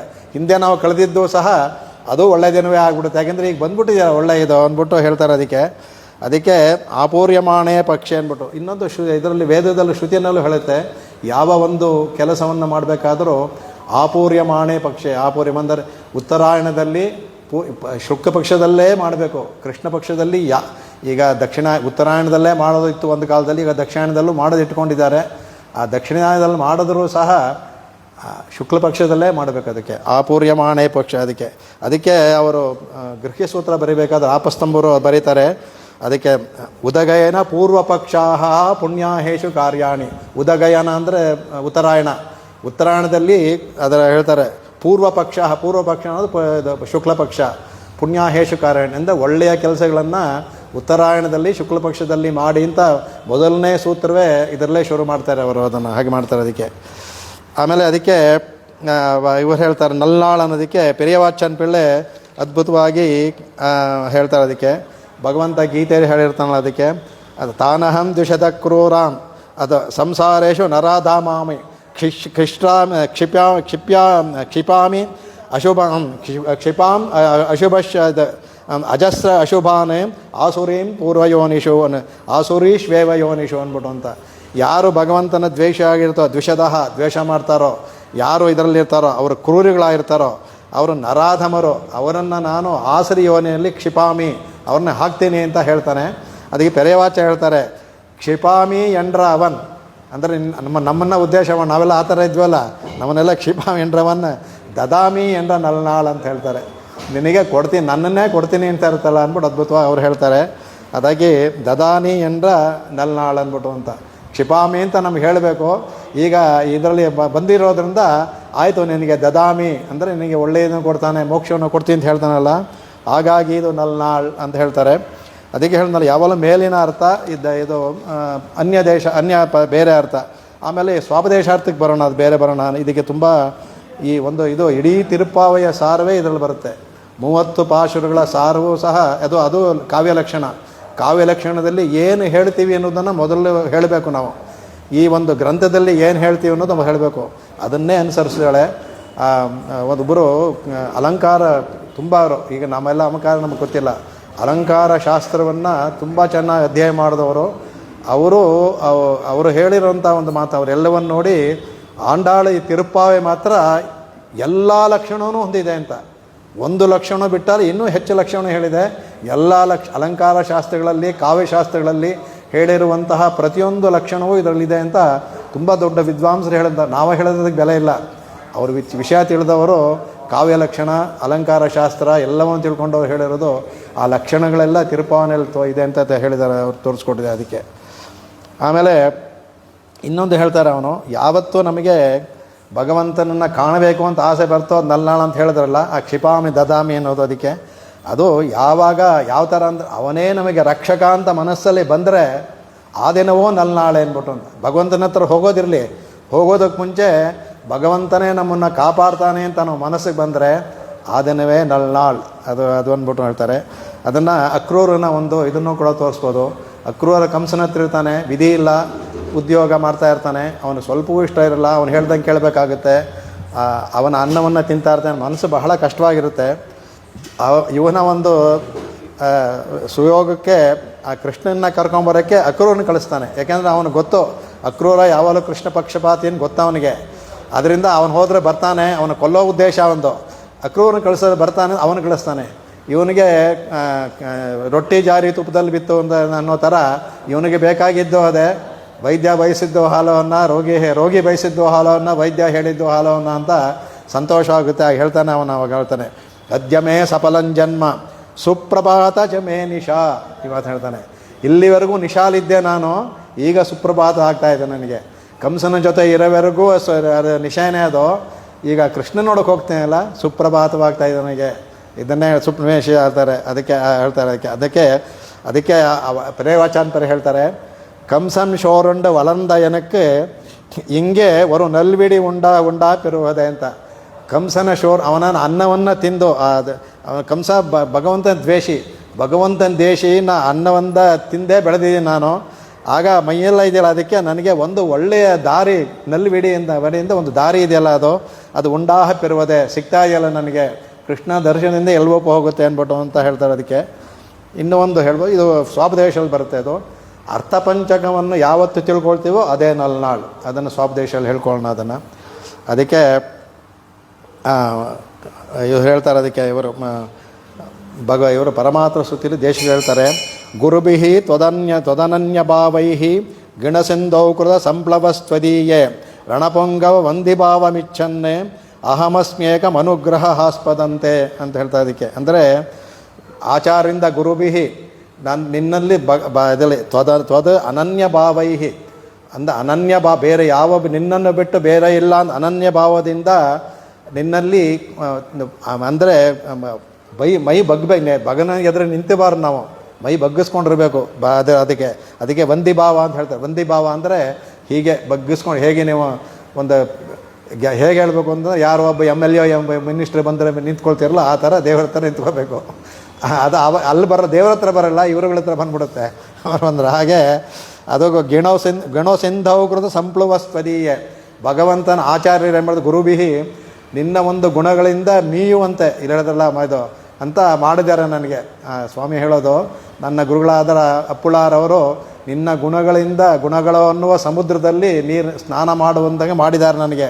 ಸಂಪ್ಲವಾಹ ಮಾಡ್ತೀಯೇ, ಅದಕ್ಕೆ ರಣಪೊಂಗು ಅಂದರೆ ರಾಮನ ಮೇಳದಿಂದ ರಾಮನ ಹೇಳ್ತಾರೆ, ವಂದಿಭಾವ ಮಿಚ್ಚನ್ನೇ, ನನಗೆ ನಿನ್ನ ಜೊತೆ ವಂದಿಭಾವ ಮಿಚ್ಚನ್ನೆ, ನಿನ್ನಲ್ಲಿ ವಂದಿಭಾವ ಅಂದರೆ ಬಗ್ಗಿಕೊಂಡು ನಮಸ್ಕಾರ ಅದನ್ನು ಇಟ್ಟು ಅಹಮಸ್ಮೇಕ ಅನುಗ್ರಹಾಸ್ಪದಂತೆ, ನಿನ್ನ ಅನುಗ್ರಹವನ್ನು ಪಡೆಯಲು ನಾನು ವಂದಿಭಾವವನ್ನು ಪಡ್ಕೊಂಡು ಆಚಾರ್ಯರ ಉಪದೇಶದಿಂದ ಬಂದಿದ್ದೀನಿ ಅಂತ ಸ್ನಾನ ಮಾಡಿ ಅಂತ ಇದಕ್ಕೆ ಹೊಂದೋ ಥರನೇ ಬರೆದಿದ್ದಾರೆ ಅದು.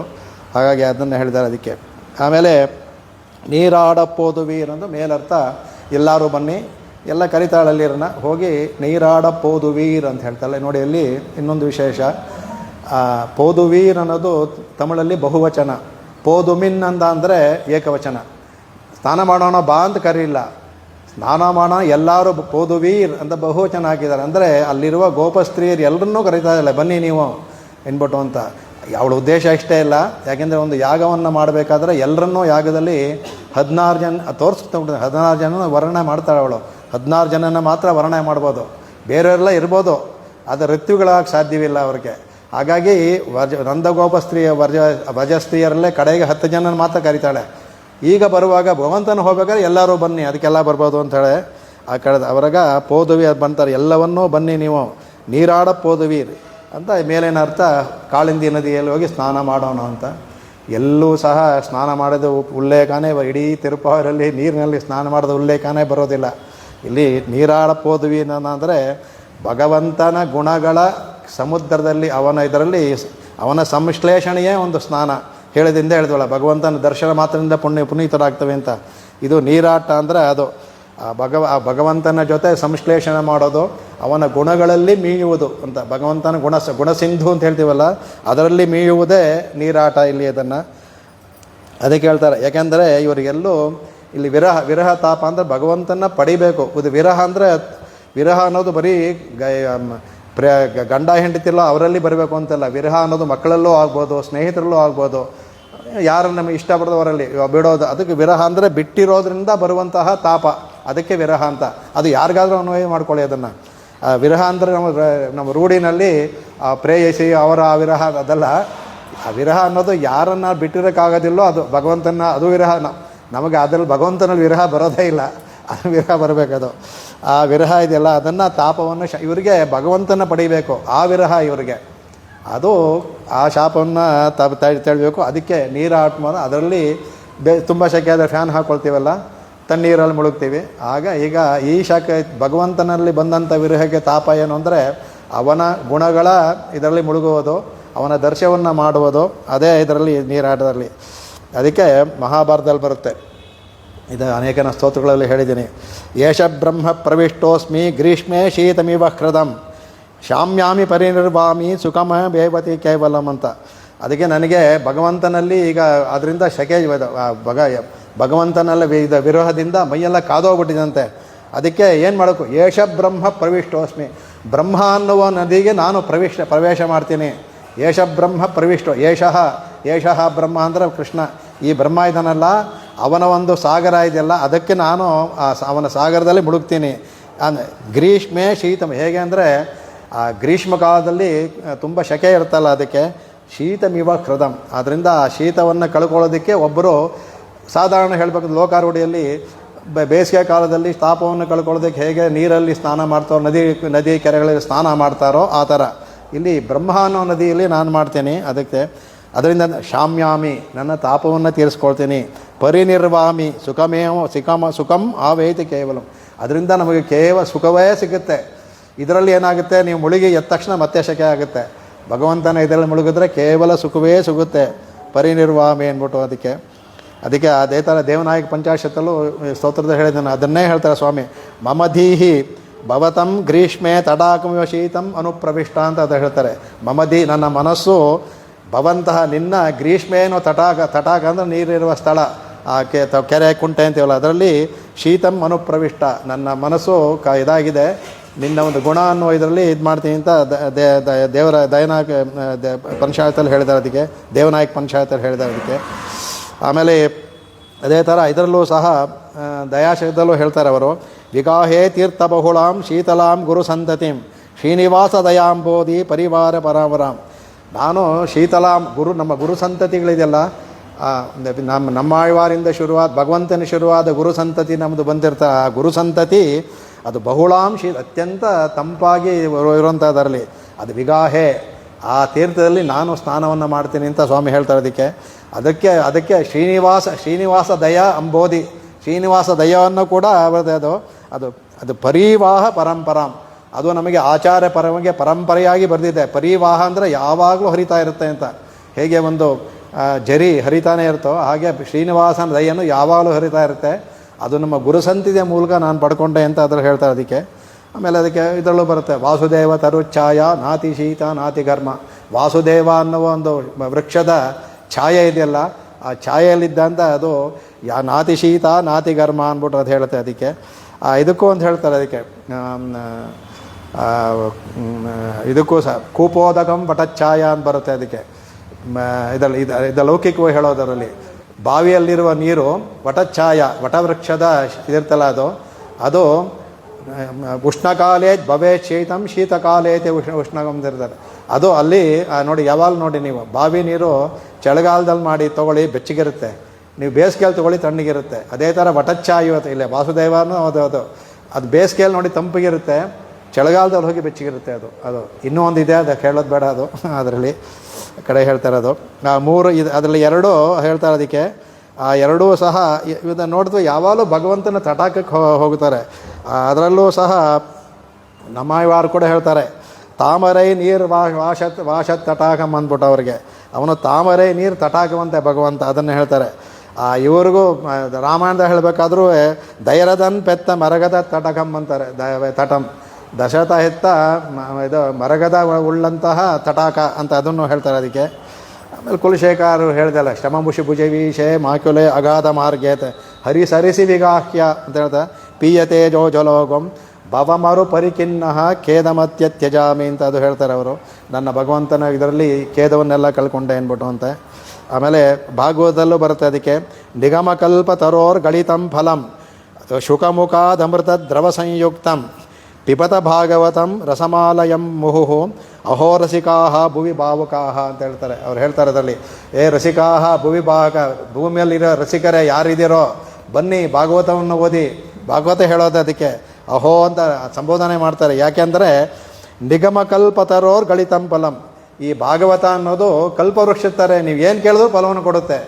ಕೇಳ್ಬೋದಲ್ಲ, ನನಗೆ ಏನು ಕೇಳೋ ಫಲವನ್ನು ಕೊಡುತ್ತೆ. ಅಷ್ಟೇ ಎಲ್ಲ ಆಯಿತು. ಶುಕಮುಖಾದ ಅಮೃತ ದ್ರವ ಸಂಯುಕ್ತಂ, ಇದು ಬಂದಿದ್ದು ಯಾರ ಬಾಯಿಂದ? ಶುಕಮುಖಾತ್, ಶುಕರ ವಾಯುದಿಂದ ಬಂದಿದ್ದು. ಶುಕರು ವೇದವ್ಯಾಸರಿಗಿಂತ ಶುಕರನ್ನ ವೇದವ್ಯಾಸರು ಅಷ್ಟು ವೇದವನ್ನು ಮಾಡಿ ಎಲ್ಲ ಬರೆದ್ರು. ಆ ವೇದವ್ಯಾಸಿಂದ ಶುಕ ಮಹರ್ಷಿಗಳಿಗೆ ಅತ್ಯಂತ. ಶ್ರೀನಿವಾಸ ಅವರ ತನ್ನ ಮದುವೆಗೆ ವೇದವ್ಯಾಸರನ್ನು ಕರೀಲಿಲ್ಲ, ಶುಕ ಮಹರ್ಷಿಯನ್ನು ಕರೆದ. ಶುಕ ಮಹರ್ಷಿಯೇ ಮಾಡಿಸಿದ್ದು. ಈಗ ನೀವು ತಿರುಚಾನೂರತೆ, ಅದು ತಿರು ಶುಕನೂರದು. ಶುಕರ ಊರದು, ಅದು ತಿರ್ಚಾನೂರು ಬರ್ತಾ ಬರ್ತಾ ಆಯ್ತದು. ಈಗಲೂ ಶುಕರು ಅಲ್ಲೇ ಇದ್ದು ಅವ್ರು ಎಲ್ಲೂ ಭಗವಂತ ಕರೆದಾನ್ ಬರ್ತಾರೆ. ಭಗವಂತನಿಗೆ ಶ್ರೀನಿವಾಸನಿಗೆ ಮದುವೆ ಮಾಡಿಸಿದ್ದು ಶುಕರ ಸಂಯುಗದಲ್ಲೇ ಆಗಿದ್ದು. ಆಚಾರ್ಯರು ಅವರೇ ಅಲ್ಲಿಗೆ ಬಂದಿದ್ದು. ಅದಕ್ಕೆ ಇದು ಶುಕಮುಖ ಅದು ಎದ್ದದು. ಅದರಿಂದ ಅದು ಅಮೃತ. ಅವರ ಬಾಯಲ್ಲಿ ಏನು ಬಂದರು ಅಮೃತ, ಭಾಗವತ ಬಂದಿದೆ ಶುಕರವಾದಲ್ಲಿ, ಅದು ಅಮೃತ ದ್ರವ ಸಂಯುಕ್ತ. ಅದು ಏನು ಇದಲ್ಲ, ರುಚಿಯ ದ್ರವ ಸಂಯುಕ್ತ. ಅದು ಹಾಗೇ ನಿಮಗೆ ನೀರಿನ ಹಾಗೆ ಬರ್ತಾ ಇದೆ ಅದು. ಅದನ್ನು ಪಿಬತ, ಆ ಭಾಗವತಂ ಪಿಬತ, ಈ ಭಾಗವತನ ಕುಡಿಯುವರಾಗಿ ಕುಡಿದಾಗ ಇದು ರಸಮಾಲಯಂ. ಅದು ಇದು ರಸಕ್ಕೆ ಆಲಯವಾಗಿದೆ ಇದು ಭಾಗವತ. ಇದು ಬಂದು ಕುಡೀರಿ ಅಹೋ ರಸಿಕರೇ ಬನ್ನಿ ಅಂದ್ಬಿಟ್ಟು ಹೇಳ್ತೆ ಅದಕ್ಕೆ.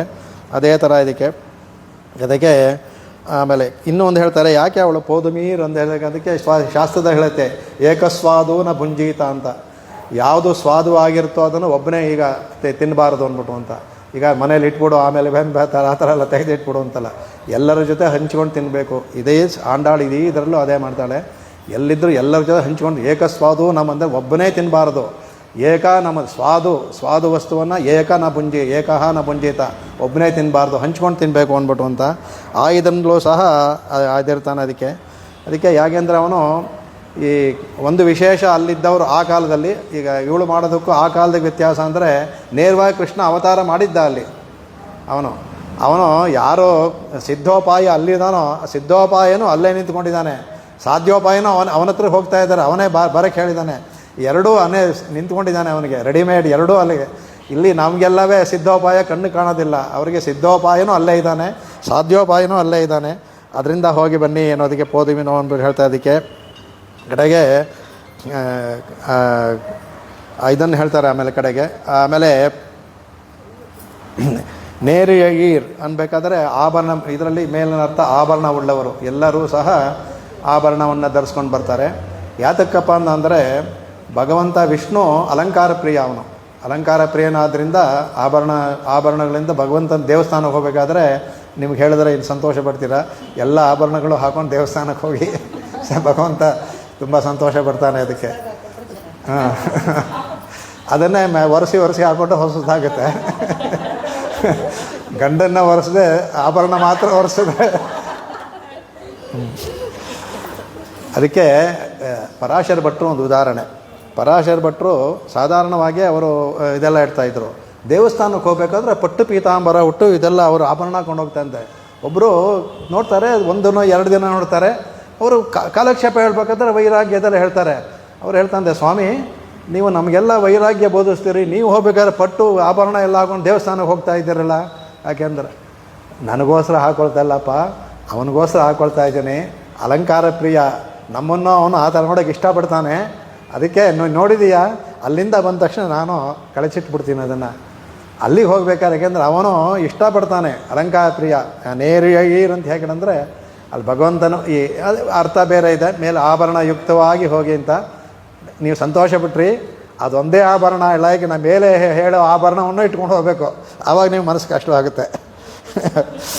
ಕಡೆಗೆ ನೇರಿಯ ಅನ್ನೋಕ್ಕೆ ತುಂಬ ಅರ್ಥಗಳು ಬರುತ್ತೆ ಅದಕ್ಕೆ. ಆಮೇಲೆ ಅದಕ್ಕೆ ಶಾಸ್ತ್ರವನ್ನು ವರ್ತತೆ ಇಲ್ಲಿ ನೇರಿಯಗೀರ್ ಅಂದರೆ ರುಜು ಮಾರ್ಗ ಅಂತ. ನೇರಿಯಗೀರ್ ಅಂತ ಮಾರ್ಗ, ಅದು ನಮಗೆ ಒಂದು ಆಭರಣ ಅಂತಾಯಿತು. ನಮಗೆ ಭಗವಂತನಲ್ಲಿ ಹೋಗಬೇಕಾದ್ರೆ ಮನಸ್ಸಿನಲ್ಲಿ ಕಲ್ಮಶ ಇರಬಾರ್ದು, ನೇರ ಸ್ವಭಾವ ಇರಬೇಕು, ರುಜು ಸ್ವಭಾವ ಇರಬೇಕಾದ್ರೆ ನೇರ ಸ್ವಭಾವ ಇರಬೇಕು, ಕಪಟ ಇರಬಾರ್ದು. ಮುಂದಿನ ಭಾಷೆಯಲ್ಲಿ ಹೇಳ್ತಾಳೆ ಅದಕ್ಕೆ. ಅದರಲ್ಲಿ ತೀರ್ಕುಡರೆ ಶನ್ನೋದಂ ಅದೆಲ್ಲ ಆ ಥರದ್ದು ಅದೆಲ್ಲ ಬರುತ್ತೆ. ಅದು ಇವೆಲ್ಲವೂ ಒಂದೊಂದು ಲಿಂಕ್ ಇದು. ಮಾಲೆ ಅಂದರೆ ತಿರುಪಾವಿನ ಲಿಂಕ್ ಇದು ಅದು. ಹಾಗಾಗಿ ನೇರು ಅಂದರೆ ನಮಗೆ ಎಲ್ಲವೂ ಸಹ ಅದು ನಮಗೆ ಇರಬೇಕು ಅಂದ್ಬಿಟ್ಟು ಅಂತ. ಈ ನೇರು ಏಳಿಗೆ ಅನೇಕ ಅರ್ಥವನ್ನು ಮಾಡಿದ್ದಾರೆ ಅವರು. ಸರಿ, ಅನೇಕ ಅರ್ಥಗಳು. ಹೀಗೆ ಒಂದು ಅವ್ರಿಗೆ ಒಳ್ಳೆ ಆಭರಣವನ್ನು ಧರಿಸಿದ್ರು ಅಂತು. ತಮಿಳಲ್ಲಿ ಇಳೆ ಅಂದರೆ ದಾರಕ್ಕೆ ಹೇಳ್ತಾರೆ, ಅದು ಎಳೆಗೆ ಇಳೆ ಅಂತ ಹೇಳ್ತಾರೆ. ಅದರಲ್ಲಿ ದಾರ ಇದೆಯಲ್ಲ, ಆ ದಾರಕ್ಕೂ ಸಹ ಹೇಗೆ ಬಟ್ಟೆಗೆ ವಸ್ತ್ರಕ್ಕೆ ದಾರ ಓತಪ್ರೋತವಾಗಿ ನೇರವಾಗಿರುತ್ತೋ ಆ ಥರ ಇದ್ದರು. ಅದು ಒಂದೇ ಇದ್ದ ದಾರ ಬಟ್ಟೆ ಆಗಲ್ಲ, ಒಂದು ಹೀಗೆ ಇರಬೇಕಲ್ಲ. ಹಾಗೆ ಇವರು ಹಿಂದೆ ಹೇಳಿದಾಗೆ ಕೈ ಜೋಡಿಸ್ಕೊಂಡು ಹೋಗ್ತಾಯಿದ್ರು ಅಂತ. ಇವರೆಲ್ಲರೂ ಯಾವ ಥರ ಇದ್ದರಂತ ಅಂದರೆ ಇದರಲ್ಲಿ ಮುಖ್ಯವಾಗಿ ಅದು ಅರ್ಥ ಹೇಗೆ ಬಟ್ಟೆ ದೃಢವಾಗಿರುತ್ತೋ, ಆ ನೇಯ್ದ ಬಟ್ಟೆ ಹೇಗೆ ದೃಢವಾಗಿರುತ್ತೋ ಇವರೆಲ್ಲ ದೃಢವಾಗಿ ಅಂದರೆ ಇವರೆಲ್ಲರೂ ಸಹ ಶಮದಮಾದಿಗಳನ್ನ ಉಳ್ಳವರು ಅಂತ, ಇಂದ್ರಿಯ ನಿಗ್ರಹ ಉಳ್ಳವರು. ಏನು ಭಗವಂತನ ವಿರಹ ಹೋಗ್ತಾ ಇದ್ದಾರೆ ಅಂದರೆ ಅದು ಬೇಕಾಗಿದ್ದ ವಿರಹ, ಅದು ಶಮದಮಾದಿ ಉಳ್ಳವರು. ನೇರಿಯ ಅಂದರೆ ಇಂದ್ರಿಯ ನಿಗ್ರಹ ಉಳ್ಳವರು ಇವರು. ಹೇಗೆ ಬಟ್ಟೆ ಇಲ್ಲ, ಅದಕ್ಕೆ ಏ ಅಂತ ಹೇಳ್ತಾರಲ್ಲ, ಅದನ್ನು ಹೇಗೆ ಅದು ಬಟ್ಟೆ ನೇಯ್ದರೆ ದೃಢವಾಗಿರುತ್ತೋ ಹಾಗೆ ದೃಢವಾದ ಮನಸ್ಸುಳ್ಳವರು. ಭಗವಂತನ ಬಿಟ್ಟು ಬೇರೆ ಯಾರನ್ನೂ ನಾವು ಇದು ಮಾಡಲ್ಲ ಅಂತ ದೃಢವಾದ ಉಳ್ಳವರು. ಅದು ಕೂಡ ನೇರಿಯ ಅಂತ ಹೇಳುತ್ತೆ. ಅದಕ್ಕೆ ಇನ್ನೊಂದು ನಡತೆ ಅಂತಲೂ ಆಗುತ್ತೆ. ಅದು ನೇರಿಯ ನಡತೆ, ನಮ್ಮ ಒಂದು ನಡತೆ ಇದೆಯಲ್ಲ, ನಮ್ಮ ನಡತೆ ನಡವಳಿಕೆ ಯಾವ ಥರ ಇರಬೇಕು ಅಂದ್ಬಿಟ್ಟು ಅಂತ ಅಂದಾದರೆ, ನಮ್ಮ ನಡವಳಿಕೆ ಏನು ಅಂತಂದರೆ ಭಗವಂತನಲ್ಲಿ ಹೋಗಬೇಕಾದಂದರೆ ಹೇಗೆ ಸ್ತ್ರೀಯರ ಪಾತಿವ್ರತ್ಯ ಇರಬೇಕಾದ್ರೂ ಬೇರೆ ಇನ್ನೊಬ್ಬರನ್ನ ನೆನೆಸೋದಿಲ್ವೋ ಪಾತಿವ್ರತ್ಯ, ಅದು ಒಳ್ಳೆ ನಡತೆ, ಶೀಲ ಅಂತ ಹೇಳ್ತೀವಲ್ಲ ಅದು. ಆ ಥರ ಇವರು ದೇವತಾಂತರವನ್ನು ಮನಸ್ಸಲ್ಲಿಟ್ಟಿರಲಿಲ್ಲ. ಯಾರನ್ನು ನೋಡಿದ್ರು ಕೃಷ್ಣನ್ನೇ ನೋಡ್ತಾ ಇದ್ರು. ಆ ದೇವತಾಂತರಲ್ಲಿ ಸಿಗುವ ಫಲ ಅಲ್ಪ ಅಂತ ತಿಳಿದವರು, ಆ ನಡತೆ ಉಳ್ಳವರು. ಅದರಿಂದ ಭಗವಂತನಲ್ಲೇ ಹೋಗಬೇಕು. ಅದು ದೇವತಾಂತನ ಅಂದ್ಬಿಟ್ಟು ದ್ವೇಷ ಮಾಡಬೇಕು ಅಂತ ಅರ್ಥವಲ್ಲ, ಅದು ತುಂಬ ತಪ್ಪದು. ದೇವತಾಂತರ ಕೂಡುದು ಅಂದ ತಕ್ಷಣ ದೇವತಾಂತರನ್ನು ದ್ವೇಷ ಮಾಡಬೇಕು ಅಂತ ಅರ್ಥವಲ್ಲ. ಭಗವಂತ ಅವ್ರಿಗೂ ಸೃಷ್ಟಿಯಲ್ಲಿ ಬರ್ತಾನೆ, ಅವರು ಎಲ್ಲ ಬಂದಿದ್ದಾನೆ. ನಮಗೆ ಆರಾಧನೆ ಕೂಡದೆ, ಯಾಕೆಂದರೆ ನಮಗೆ ಬೇಕಾಗಿರೋದು ಮೋಕ್ಷ ಆದಂತ ಕೂಡದೆ ತವರ ಉತ್ಸವ ಬಂದ ನಮಸ್ಕಾರ ಮಾಡಬೇಕು. ನಮಸ್ಕಾರ ಮಾಡುವಾಗ ಭಗವಂತನೇ ಧ್ಯಾನ ನಮಸ್ಕಾರ ಮಾಡಿ. ಎಲ್ಲ ಹೋಗ್ತೀರಾ, ನನ್ನ ವೈಯಕ್ತಿಕ ಅಭಿಪ್ರಾಯ ಅದು. ಯಾಕೆ ಅಲ್ಲಿ ಹೋಗಬಾರ್ದು ಇಟ್ಟಿದ್ದಾರೆ ಅಂದರೆ, ಮನಸ್ಸು ಎಳೆದು ಅಲ್ಲೆಲ್ಲಿ ಹೋಗಬಾರ್ದು ಅಂತ ಇಟ್ಟಿದ್ದಾರೆ. ಹೋದ ತಪ್ಪಿಲ್ಲ. ಆದರೆ ಮನಸ್ಸಲ್ಲಿ ನಿಮಗೆ ಈ ನೇರಿಯಾಗಿ ಇರಬೇಕು. ನೀವು ಮನಸ್ಸಿನಲ್ಲಿ ದೃಢತೆ ಇರಬೇಕು. ಭಗವಂತನ ಬಿಟ್ಟಿಲ್ಲ, ಅಲ್ಲಿನೂ ಭಗವಂತನೇ ನೋಡಬೇಕು. ಸ್ವಾಮಿ ಹೇಳ್ತಾರೆ, ನಮ್ಮ ಎಲ್ಲ ಕಾರ್ಯಗಳು ಮಾಡಬೇಕಾದ್ರೆ ಕೈಂಕರ್ಯಗಳೆಲ್ಲ ಇಂದ್ರ ವರುಣ ಎಲ್ಲ ಬರ್ತಾರಲ್ಲ, ಪಿತೃಗಳು ಎಲ್ಲ ಬರ್ತಾರಲ್ಲ, ಎಲ್ಲ ದೇವತಾಂತರವೇ. ಅದಕ್ಕೆ ಭಾಷಿಕಾರರು ಅವರು ನಿತ್ಯ ಗ್ರಂಥದಲ್ಲಿ ಹೇಳ್ತಾರೆ. ಅದಕ್ಕೆ ಋಷೀನ್ ಪಿತೃನ್ ದೇವಾನ್ ಭಗವದಾತ್ಮಕಂ ಧ್ಯಾತ್ವ ಸಂತರ್ಪ್ಯ ಅಂತ ಋಷಿ ಗಣೇಶ ಚಿತ್ರಣ ಮಾಡಬೇಕಾದ್ರೆ ಅದಕ್ಕೆ ದೇವತೆಗಳು ಋಷಿಗಳು ಎಲ್ಲ ಬರ್ತಾರಲ್ಲ, ಭಗವದಾತ್ಮಕಾನ್ ಧ್ಯಾತ್ವ, ಭಗವಂತ ಇರುವ ಅಂತ ಹೇಳ್ಕೊಂಡು ಕೆಲಸವನ್ನು ಮಾಡಿ ಸಂತರ್ಪ್ಯ ಅಂದ್ಬಿಟ್ಟು ಅಂತ. ಆ ಥರ ಇರಬೇಕು. ಅದೇ ದ್ವೇಷವನ್ನು ಕೂಡೋದು ಅಂತ, ದೇವತಾಂತರ ಕೂಡೋದು, ಅದು ದ್ವೇಷಾಂತರ ದ್ವೇಷವನ್ನು ಕೂಡೋದು, ಅದು ತಪ್ಪು. ಆ ದ್ವೇಷ ಮಾಡಿದ್ರೆ ಅದು ಭಾಗವತ ಶಿವನ ರಹಸ್ಯ ತ್ರಯಸಾರದಲ್ಲಿ ಭಾಗವತೋತ್ತಮ ಅಂತ ಹೇಳ್ತಾರೆ ಸ್ವಾಮಿ ದೇಶಿಕರು. 12 ಗುಣ ಹೇಳಿದ್ದಾರೆ. ಈ 12ಗಳು ಪೆರುಮಾರಲ್ಲಿ ಕಂಡುಕೊಳ್ಳುವುದು ಅಂತ ಹೇಳ್ತಾರೆ ಅವರು. ಅಂದರೆ ಅತ್ಯಂತ ಭಾಗವತೋತ್ತಮ ಅವನು. ಹಾಗಾಗಿ ಭಾಗವತ ಅಪಚಾರ ಆಗ್ಬಿಡುತ್ತೆ. ದ್ವೇಷ ಆದರೆ ಯಾಕೆಂದರೆ ಅಲ್ಪ ಫಲವಾದ್ರಿಂದ ಅವರು ಕೊಡೋದು, ಅವರಿಗೆ ಮೋಕ್ಷವನ್ನು ಕೊಡೋಕೆ. ಆದ್ದರಿಂದ ನಾವು ಮೋಕ್ಷ ಬೇಕಾಗಿದ್ದರಿಂದ ಭಗವಂತನ ಹೋದ್ಮೇಲೆ ಪಾತಿವ್ರತ್ಯ ಬರುತ್ತೆ. ಹಾಗಾಗಿ ಕೊಡೋದು ಅಂತ ಹೇಳೋದು ತವರ ದ್ವೇಷ ಮಾಡುವಂಥ ಅರ್ಥವಲ್ಲ ಅದು. ಅದರಿಂದ ಹೇಳ್ತಾರೆ. ಈಗ ಇದಕ್ಕೆ ಹನುಮಂತ ಬರ್ತಾನೆ, ಇದೆಲ್ಲ ನೀವು ರಾಮಾಯಣದಲ್ಲಿ ಅನುಭವಿಸಿದ್ದೀರ. ಮೊದಲು ಅವನು ಸೀತೆಯನ್ನು ನೋಡಿರೋದಿಲ್ಲ, ಅವನು ರಾಮನ ನೋಡಿರ್ತಾನೆ, ಬಂದು ಸೀತೆಯನ್ನು ನೋಡ್ತಾನೆ. ಅದು ನೋಡುವಾಗ ಸೀತೆ ಇನ್ನೂ ಮಲಿನವಾಗಿರ್ತಾಳೆ, ಕೂದಲಾಗಿರ್ತಾಳೆ, ಇದು ಅಷ್ಟರಲ್ಲೇ ಕಂಡುಕೊಳ್ತಾನೆ ಅವನು. ಇವನು ಅಲ್ಲಿ ಅಂದ್ಕೊಂಡಿರ್ತಾನೆ ಮನಸ್ಸಲ್ಲಿ. ಹನುಮಂತ ಅವನು ಹೇಳ್ತಾನೆ, ಅವನು ಈ ರಾಮ ಏನು ಇಷ್ಟು ಸೀತೆ ಸೀತೆ ಸೀತೆ ಸೀತೆ ಈಗ ಅಲ್ಲಿರ್ತಾನೆ, ಮೂರ್ಛೆ ಇದೆಲ್ಲ ಮಾಡ್ತಾನಲ್ಲ, ಏನು ಸೀತೆ ಬಗ್ಗೆ ಇಷ್ಟು ಇದು ಮಾಡ್ತಾನಲ್ಲ ಇವನು, ಭಗವಂತನಿಗೆ ಇಷ್ಟು ವ್ಯಾಮೋಹಕ್ಕೆ ಸೇರ್ತಾನೆ ಇದ ಮೇಲೆ ಅಂತ ಅಂದ್ಕೊಂಡಿರ್ತಾನೆ. ಇಲ್ಲಿ ಬಂದು ನೋಡ್ತಾನೆ. ನೋಡಿದ ತಕ್ಷಣ ಅವನ ಅಭಿಪ್ರಾಯವೇ ಬದಲಾಗುತ್ತೆ. ಆಗ ಹೇಳೋ ಮಾತು ಇದು. ಅವ ಹೇಳ್ತಾನೆ ತುಂಬ ಅದ್ಭುತ. ಅದಕ್ಕೆ ಹೇಳ್ತಾನೆ, ತುಲ್ಯಶೀಲ ವಯೋವೃತ್ತಾಂ. ನೋಡ್ತಾನೆ ಅವಳು ಹೇಳ್ತೀನಿ, ಅರ್ಥ ಹೇಳ್ತೇನೆ. ತುಲ್ಯಾಭಿ ಅನಲಕ್ಷಣಾಂ ರಾಘವೋರ್ಹತಿ ವೈದೇಹೀಂ ತಂಚೇಯಂ ಅಸಿತೇಕ್ಷಣ. ಅಸಿತೇಕ್ಷಣ ಅವಳು ಒಳ್ಳೆ ತಾಮರೆಯ ಕಣ್ಣಂತ ಕುಳ್ಳವಳು. ತುಲ್ಯಶೀಲ ವಯೋವೃತ್ತಾಂ. ರಾಮನ್ನ ನಾನು ತುಂಬ ಅಂದ್ಕೊಂಡೆ, ನೋಡಿದ ತಕ್ಷಣ ನೋಡಿ ಅವನ ಗುಣ ಹೇಳ್ತಾನೆ. ತುಲ್ಯಶೀಲ, ರಾಮನಷ್ಟೇ ಇವಳು ಗುಣವಂತಳಾಗಿದ್ದಾಳೆ. ತುಲ್ಯಶೀಲ ವಯೋವೃತ್ತಾಂ. ಅಲ್ಲೇ ಆ ಶೀಲದ, ಏಕೆಂದರೆ ಅವಳು ರಾವಣನ ಬಂದಾಗ ಅವನು ಹುಲ್ಲಿಟ್ಟು ಮಾತಾಡ್ತಾಳೆ, ಇದು ಮಾಡೋದಿಲ್ಲ. ರಾಮನಿಗೆ ಹೇಗೆ ಇವಳ ಮೇಲೆ ಇದೆಯೋ ಇವಳಿಗೂ ಅಷ್ಟೇ ಇದೆ. ಅದಕ್ಕೆ ತುಲ್ಯಾಭಿ ಜನಲಕ್ಷಣ. ಅವನ ರಾಮನಿಗೆ ಇರುವಾಗ ಜನಪ್ರಿಯತೆ ಇರೋ ಥರ ಇವಳಿಗೆ ಲಕ್ಷಣವನ್ನು ತಮ್ಮ ಇದ್ದುಗಳು ಕೂಡ ನೆನ್ನೆ ಇದರಲ್ಲಿ ನನಗೆ ಸಮಯ ಆಗಲಿಲ್ಲ ಹೇಳೋಕ್ಕಾಗಲಿಲ್ಲ. ಅದಕ್ಕೆ ಅವಳು ಅಧ್ಯಾಪಯಂತಿ ಅನ್ನುವಾಗ ಇದನ್ನು ಕೇಳ್ಬೋದು. ಅದಕ್ಕೆ ರಾವಣನಿಗೆ ಉಪದೇಶ ಮಾಡ್ತಾಳೆ. ಅವನು ಅಷ್ಟು ಇದು ಮಾಡಿದ್ದಾನೆ, ಅವನಿಗೂ ಸಹ ಉಪದೇಶ ಮಾಡ್ತಾಳೆ. ನೀನು ಅದೆಲ್ಲ ಅವನು ಹೋಗಿ ನೀನು ಇದು ಮಾಡ್ದ ಅಂದರೆ ಯದಿ ಜೀವತಿ ಮಿಚ್ಚಸಿ, ಅವನು ಮಿತ್ರಭಾವೇನ ಸಂತ ಅಂತ ಹೇಳಿದಾನೆ. ಯದಿ ಜೀವಿಚ್ಚಸಿ, ಅವನು ಹೋಗಿ ಮಿತ್ರನನ್ನು ಮಾಡ್ಕೊ ಅಂತ ಹೇಳ್ತಾಳೆ. ಹಾಗೆ ಮಾಡ್ತಾಳೆ ಅವಳು. ಆಗ ಅವಳು ಆದ್ದರಿಂದ ರಾಘವೋರ್ಹತಿ ವೈದೇಹಿಂ. ಈಗ ವೈದೇಹಿಯನ್ನು ಬಿಟ್ಬಿಟ್ಟ ಹನುಮಂತ. ರಾಘವನಿಗೆ ಇವನು ತಕ್ಕಳು ಅಂದ್ಬಿಟ್ಟು ಅಂತ. ರಾಘವನಿಗೆ ಇವಳು ರಾಘವನ ತಕ್ಕ ರಾಘವೋರ್ಹತಿ ವೈದೇಹಿಂ ತಂಚೇಯಂ ಅಸಿತೇಕ್ಷಣ. ಇವಳು ಖಂಡಿತ ಆ ರಾಮ ಯಾತಕ್ಕೆ ಇದು ಗೊತ್ತಾಯಿತು, ರಾಮನಿಗೆ ತುಂಬ ಅರ್ಹಳಾದವಳು, ಇವಳನ್ನು ಪಡೆಯೋಕ್ಕೆ ರಾಮನು ಅರ್ಹನಾದವನು ಅನ್ನೋ ಅರ್ಥದಲ್ಲಿ ಹೇಳ್ತಾನೆ. ಅಲ್ಲೇ ಅದೇ ಥರ ಇಲ್ಲಿ ನೇರಿಯೀರ್ ಅದೊಂದು ಹೇಳ್ತಾರೆ. ಆಮೇಲೆ ಶಲ್ವಚ್ಚಿರ್ ಇದು ಸ್ವಾಪದೇಶಾರ್ಥ ಆಮೇಲೆ ಹೇಳ್ತೀನಿ. ಶಲ್ವಚ್ಚಿರುಮೀರ್ ಹಾಳ್ ತುಂಬ ಇದೆ, ಸಮಯ 1 ಗಂಟೆ ಅದರಿಂದ ಆ ನೇರಿಯನ್ನಕ್ಕೆ 5-6 ವ್ಯಾಖ್ಯೆಗಳನ್ನು ಇವರೆಲ್ಲ ತೋರಿಸ್ಕೊಟ್ಟಿದ್ದಾರೆ. ಐಶಂಕರ ವ್ಯಾಖ್ಯಾನದಲ್ಲೆಲ್ಲ ಇದೆ, ಸಮಯ ಆಗುತ್ತೆ ಅಂತ ಒಂದು 2-3 ಹೇಳಿದ್ದೀನಿ ಅಷ್ಟೇ. ಶಲ್ವಚ್ಚಿರುಮೀರ್ ಹಾಳ್ ಅಂದರೆ ಐಶ್ವರ್ಯ ಉಳ್ಳವರು. ಶಲ್ವಚ್ಚಿರು ಅಲ್ಲಿರೋ ಯಾವಾಗ ಕೃಷ್ಣನ ಅವತಾರ ಆಯಿತೋ ಹೇಳ್ತಾರೆ ಮೇಲೆ ಗಳ್ಳಲ್ಲಿ ಇದು ಕೊಡಂ ನೀರೈಕು ಎಲ್ಲವೂ ಹರಿತಾ ಇತ್ತು ಅಂದ್ಬಿಟ್ಟು ಅಂತ. ಕ್ಷೀರ ಸಮೃದ್ಧಿ ಎಷ್ಟು ಮಾರಿದ್ರು ಇನ್ನೂ ಬರ್ತಾ ಇದೆ. ಅವರಿಗೆಲ್ಲೂ ತುಂಬ ಬಡವರಾಗಿದ್ದರು, ಎಲ್ಲರೂ ಶ್ರೀಮಂತರಾಗ್ಬಿಟ್ರು. 5 ಲಕ್ಷ ಕುಟುಂಬ ಅಂತ ಹೇಳ್ತಾರೆ. ಕುಟುಂಬ ಎಲ್ಲರೂ ಸಾಧರು. ಅದು ಮೇಲರ್ಥ. ಅದು ಶಲ್ವಚ್ಚಿರುಮೀರ್ ಹಾಳ್ ಎಲ್ಲ ಐಶ್ವರ್ಯ. ಅದಕ್ಕೆ ಮೇಲೆ ಹೇಳಿದಲ್ಲ, ಅದು ನೇರು ಒಳ್ಳೆ ಆಭರಣ ಧರಿಸ್ಕೊಂಡಿದ್ರೆ ಅದು ಇರಬೇಕಲ್ಲ. ಶಲ್ವಚ್ಚಿರುಮೀರ್ ಹಾಳ್ ಎಲ್ಲ ಐಶ್ವರ್ಯವಂತರಾಗಿದ್ದಾರೆ ನೀವು, ಅದರಿಂದ ಆಗಿದ್ದ ಅಂದರೆ ಮೇಲರ್ಥ. ಐಶ್ವರ್ಯ ಉಳ್ಳವರಾಗಿದ್ದೀರ ನೀವು ಬನ್ನಿ ಅಂತ ಮೇಲಿನ ಅರ್ಥ, ಪದಾರ್ಥ. ಅದು ಈ ಒಳಗಡೆ ಅರ್ಥ ಅಂದರೆ ಶಲ್ವಂ ಅಂದರೆ ಏನು ಅಂತ, ಯಾವುದು ನಮಗೆ ಐಶ್ವರ್ಯ ಅಂದರೆ ಈ ಹಣಕಾಸು ಐಶ್ವರ್ಯ ಇಲ್ಲ ನಮಗೆ ಆತ್ಮಗುಣವೇ ದೊಡ್ಡ ಐಶ್ವರ್ಯ. ಆತ್ಮಗುಣ ಇದೆಯಲ್ಲ ಅದೇ ದೊಡ್ಡ ಐಶ್ವರ್ಯ ನಮಗೆ. ಆತ್ಮಗುಣವುಳ್ಳವರೇ ಅಂತ, ಆತ್ಮಗುಣವನ್ನು ಐಶ್ವರ್ಯವುಳ್ಳವರದಿಂದ ನೀವು ದೋಷ ಅಂದ್ಬಿಟ್ಟು ಅಂತ. ಅದರಲ್ಲಿ ಆತ್ಮಗುಣದ ಹೇಳಿದ್ನಲ್ಲ, ಪಾತಿವ್ರತ್ಯವೂ ಒಂದು ದೇವತಾಂತವ್ರದ್ದು ಅಂದರೆ ಇನ್ಯಾರು ಇದು ಐಶ್ವರ್ಯ. ಭಗವಂತನ ಬಿಟ್ಟು ಬೇರೆಯವ್ರು ನೆನೆಸ್ತಾ ಇರೋದು ಐಶ್ವರ್ಯ ಇದು. ಅದರಿಂದ ಮುಖ್ಯವಾಗಿ ಕಡೆಗೆ ಕೃಷ್ಣನ್ನೇ ಪಡೀತಾರಲ್ಲ, ಇನ್ನು ಅದಕ್ಕಿಂತ ಇನ್ನೇನು ಐಶ್ವರ್ಯ ಬೇಕು ಅವರಿಗೆ. ಅದೇ ಕೃಷ್ಣನ ಪಡೀತಿರಲ್ಲ, ಅದೇ ದೊಡ್ಡ ಐಶ್ವರ್ಯ ನಿಮಗೆ. ಆ ಅರ್ಥದಲ್ಲೂ ಹೇಳ್ಬೋದಾಗೆ. ಅಂದರೆ ಈ ಭಗವಂತನ ಬಿಟ್ಟರೆ ನಾರಾಯಣನೇ ನಮಕ್ಕೆ ಮುಂದೆ ಕೆಳಗಡೆ ಹೇಳ್ತಾಳೆ. ಅದರ ಹಾಗೆ ಅದಕ್ಕಿಂತ ದೊಡ್ಡ ಐಶ್ವರ್ಯ ಇನ್ನೂ ಬೇಕು. ಬೇರೆಯವರು ಆ ಭಗವಂತನ ನಾವು ಊಹಿಸ್ಕೋಬೇಕು. ನೇರವಾಗಿ ಇವನ ಅವತಾರಕ್ಕೆ ಇದೆಲ್ಲ ಬಂದು ಅಲ್ಲೇ ಇದ್ದಾನೆ ಅವನಿಗೆ. ಅದಕ್ಕಿಂತ ಅಂದರೆ ಅದಕ್ಕೆ ಶಲ್ವಚ್ಚಿರುಮೀರ್ ಹಾಳ್ ಅಂದರೆ ಐಶ್ವರ್ಯವನ್ನು ಪಡೆಯುವವರಾಗಿದ್ದೀರಾ, ಅತ್ಯಂತ ದೊಡ್ಡ ಐಶ್ವರ್ಯ ಅದು. ಅದಕ್ಕಿಂತ ದೊಡ್ಡ ಐಶ್ವರ್ಯ ಮೋಕ್ಷ. ಅದು ಕೊಡ್ತಾನೆ ಅವನು ಪಡ್ಕೊಂಡ್ಮೇಲೆ ಅದು ಕೈ ಮುದುಕ ನ್ಯಾಯ ಥರ. ಭಗವಂತನ್ನೇ ಪಡ್ಕೊಂಡ್ಮೇಲೆ ಮೋಕ್ಷ ಅದು ಕೈ ಮುದುಕ ಸಿಗುತ್ತೆ ಅಂತ. ಅದು ಮೋಕ್ಷ ಐಶ್ವರ್ಯನೇ ಪಡೆಯುವವರಾಗಿದ್ದೀರಲ್ಲ, ಅದರಿಂದ ಶಲ್ವಚ್ಚಿರುಮೀರ್ ಹಾಳ್ ಅಂದ್ಬಿಡತ್ತೆ. ಆಮೇಲೆ ಕೂರ್ವೇಲ್ ಕೊಡಂತೊಯ್ಲನ್ ನಂದಗೋಪನ್ ಕುಮರನ್ ಅಂತ ನೆಕ್ಸ್ಟ್ ಇದು ಬಂತು. ಅಂದ್ರಲ್ಲಿ ನಂದಗೋಪ ಬಂದು ಕೈಯಲ್ಲಿ ವೇಲ್ ಅಂತಂದರೆ ನಮ್ಮ ಬರ್ಜಿ ಇದು ಅಂತ ಹೇಳ್ತೀವಲ್ಲ, ಬರ್ಜಿ ಅಂತ ಕನ್ನಡ ಹೇಳ್ತೀವಲ್ಲ, ಅದು ಈಟಿ ಬರ್ಜಿ ಅದನ್ನು ಇಟ್ಕೊಂಡು ನಿಂತ್ಕೊಂಡಿದ್ದಾನಂತೆ. ಅವನು ಸಾತ್ವಿಕ, ಅವನು ತುಂಬ ಸಾತ್ವಿಕ. ನಂದು ಕೋಪವೇ ಬರೋದಿಲ್ಲ, ಸಾತ್ವಿಕ ಅವರು. ಅದರಿಂದ ಯಶೋದೆ ಇದು ಮಾಡಿದ್ರೂ ಸಹ ಅವನು ಕೋಪಿಸ್ಕೊಳ್ಳೋದಿಲ್ಲ, ಆ ಥರ ಅವನು, ಅಂಥ ಸಾತ್ವಿಕ ಅವನು. ಆದರೆ ಕೈಯಲ್ಲಿ ನೋಡಿದ್ರೆ ಬಜ್ಜಿ ಇಟ್ಕೊಂಡಿದ್ದಲ್ಲ, ಇದು ಈಟಿ ಇಟ್ಕೊಂಡಿದ್ದೆಲ್ಲ ಯಾಕೆ ಅಂದ್ಬಿಟ್ಟು ಅವನು ನಂದಗೋಪನ್ ಕುಮಾರನ್ ಅನ್ನೋದು. ಯಾಕೆ ಅಂದರೆ ಅದು ಹೇಳಿದ್ರೆ ಆ ಚಿಕ್ಕ ಮಗುವಾಗಿರ್ಬೇಕಾದ್ರೆ ಎಷ್ಟೊಂದು ವಿಘ್ನ ಆ ಮಗುಗೆ.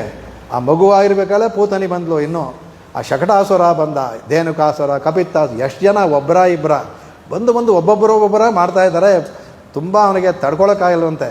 ನಮ್ಮ ಮಗು ಅಂದರೆ ಆ ಒಂದು ಆತ್ಮ ಸ್ವತ್ತು ಅಂತ ಬರುತ್ತಲ್ಲ, ಅದಕ್ಕೆ ಆ ಸ್ವತ್ತು ಅಂತ ಬಂದಾಗ, ನಮ್ಮದು ಅಂತ ಬಂದಾಗ ಆವಾಗ ಇದು ಬಂದ್ಬಿಡ್ತಂತೆ, ಆ ಕೋಪ ಬರುತ್ತಂತೆ.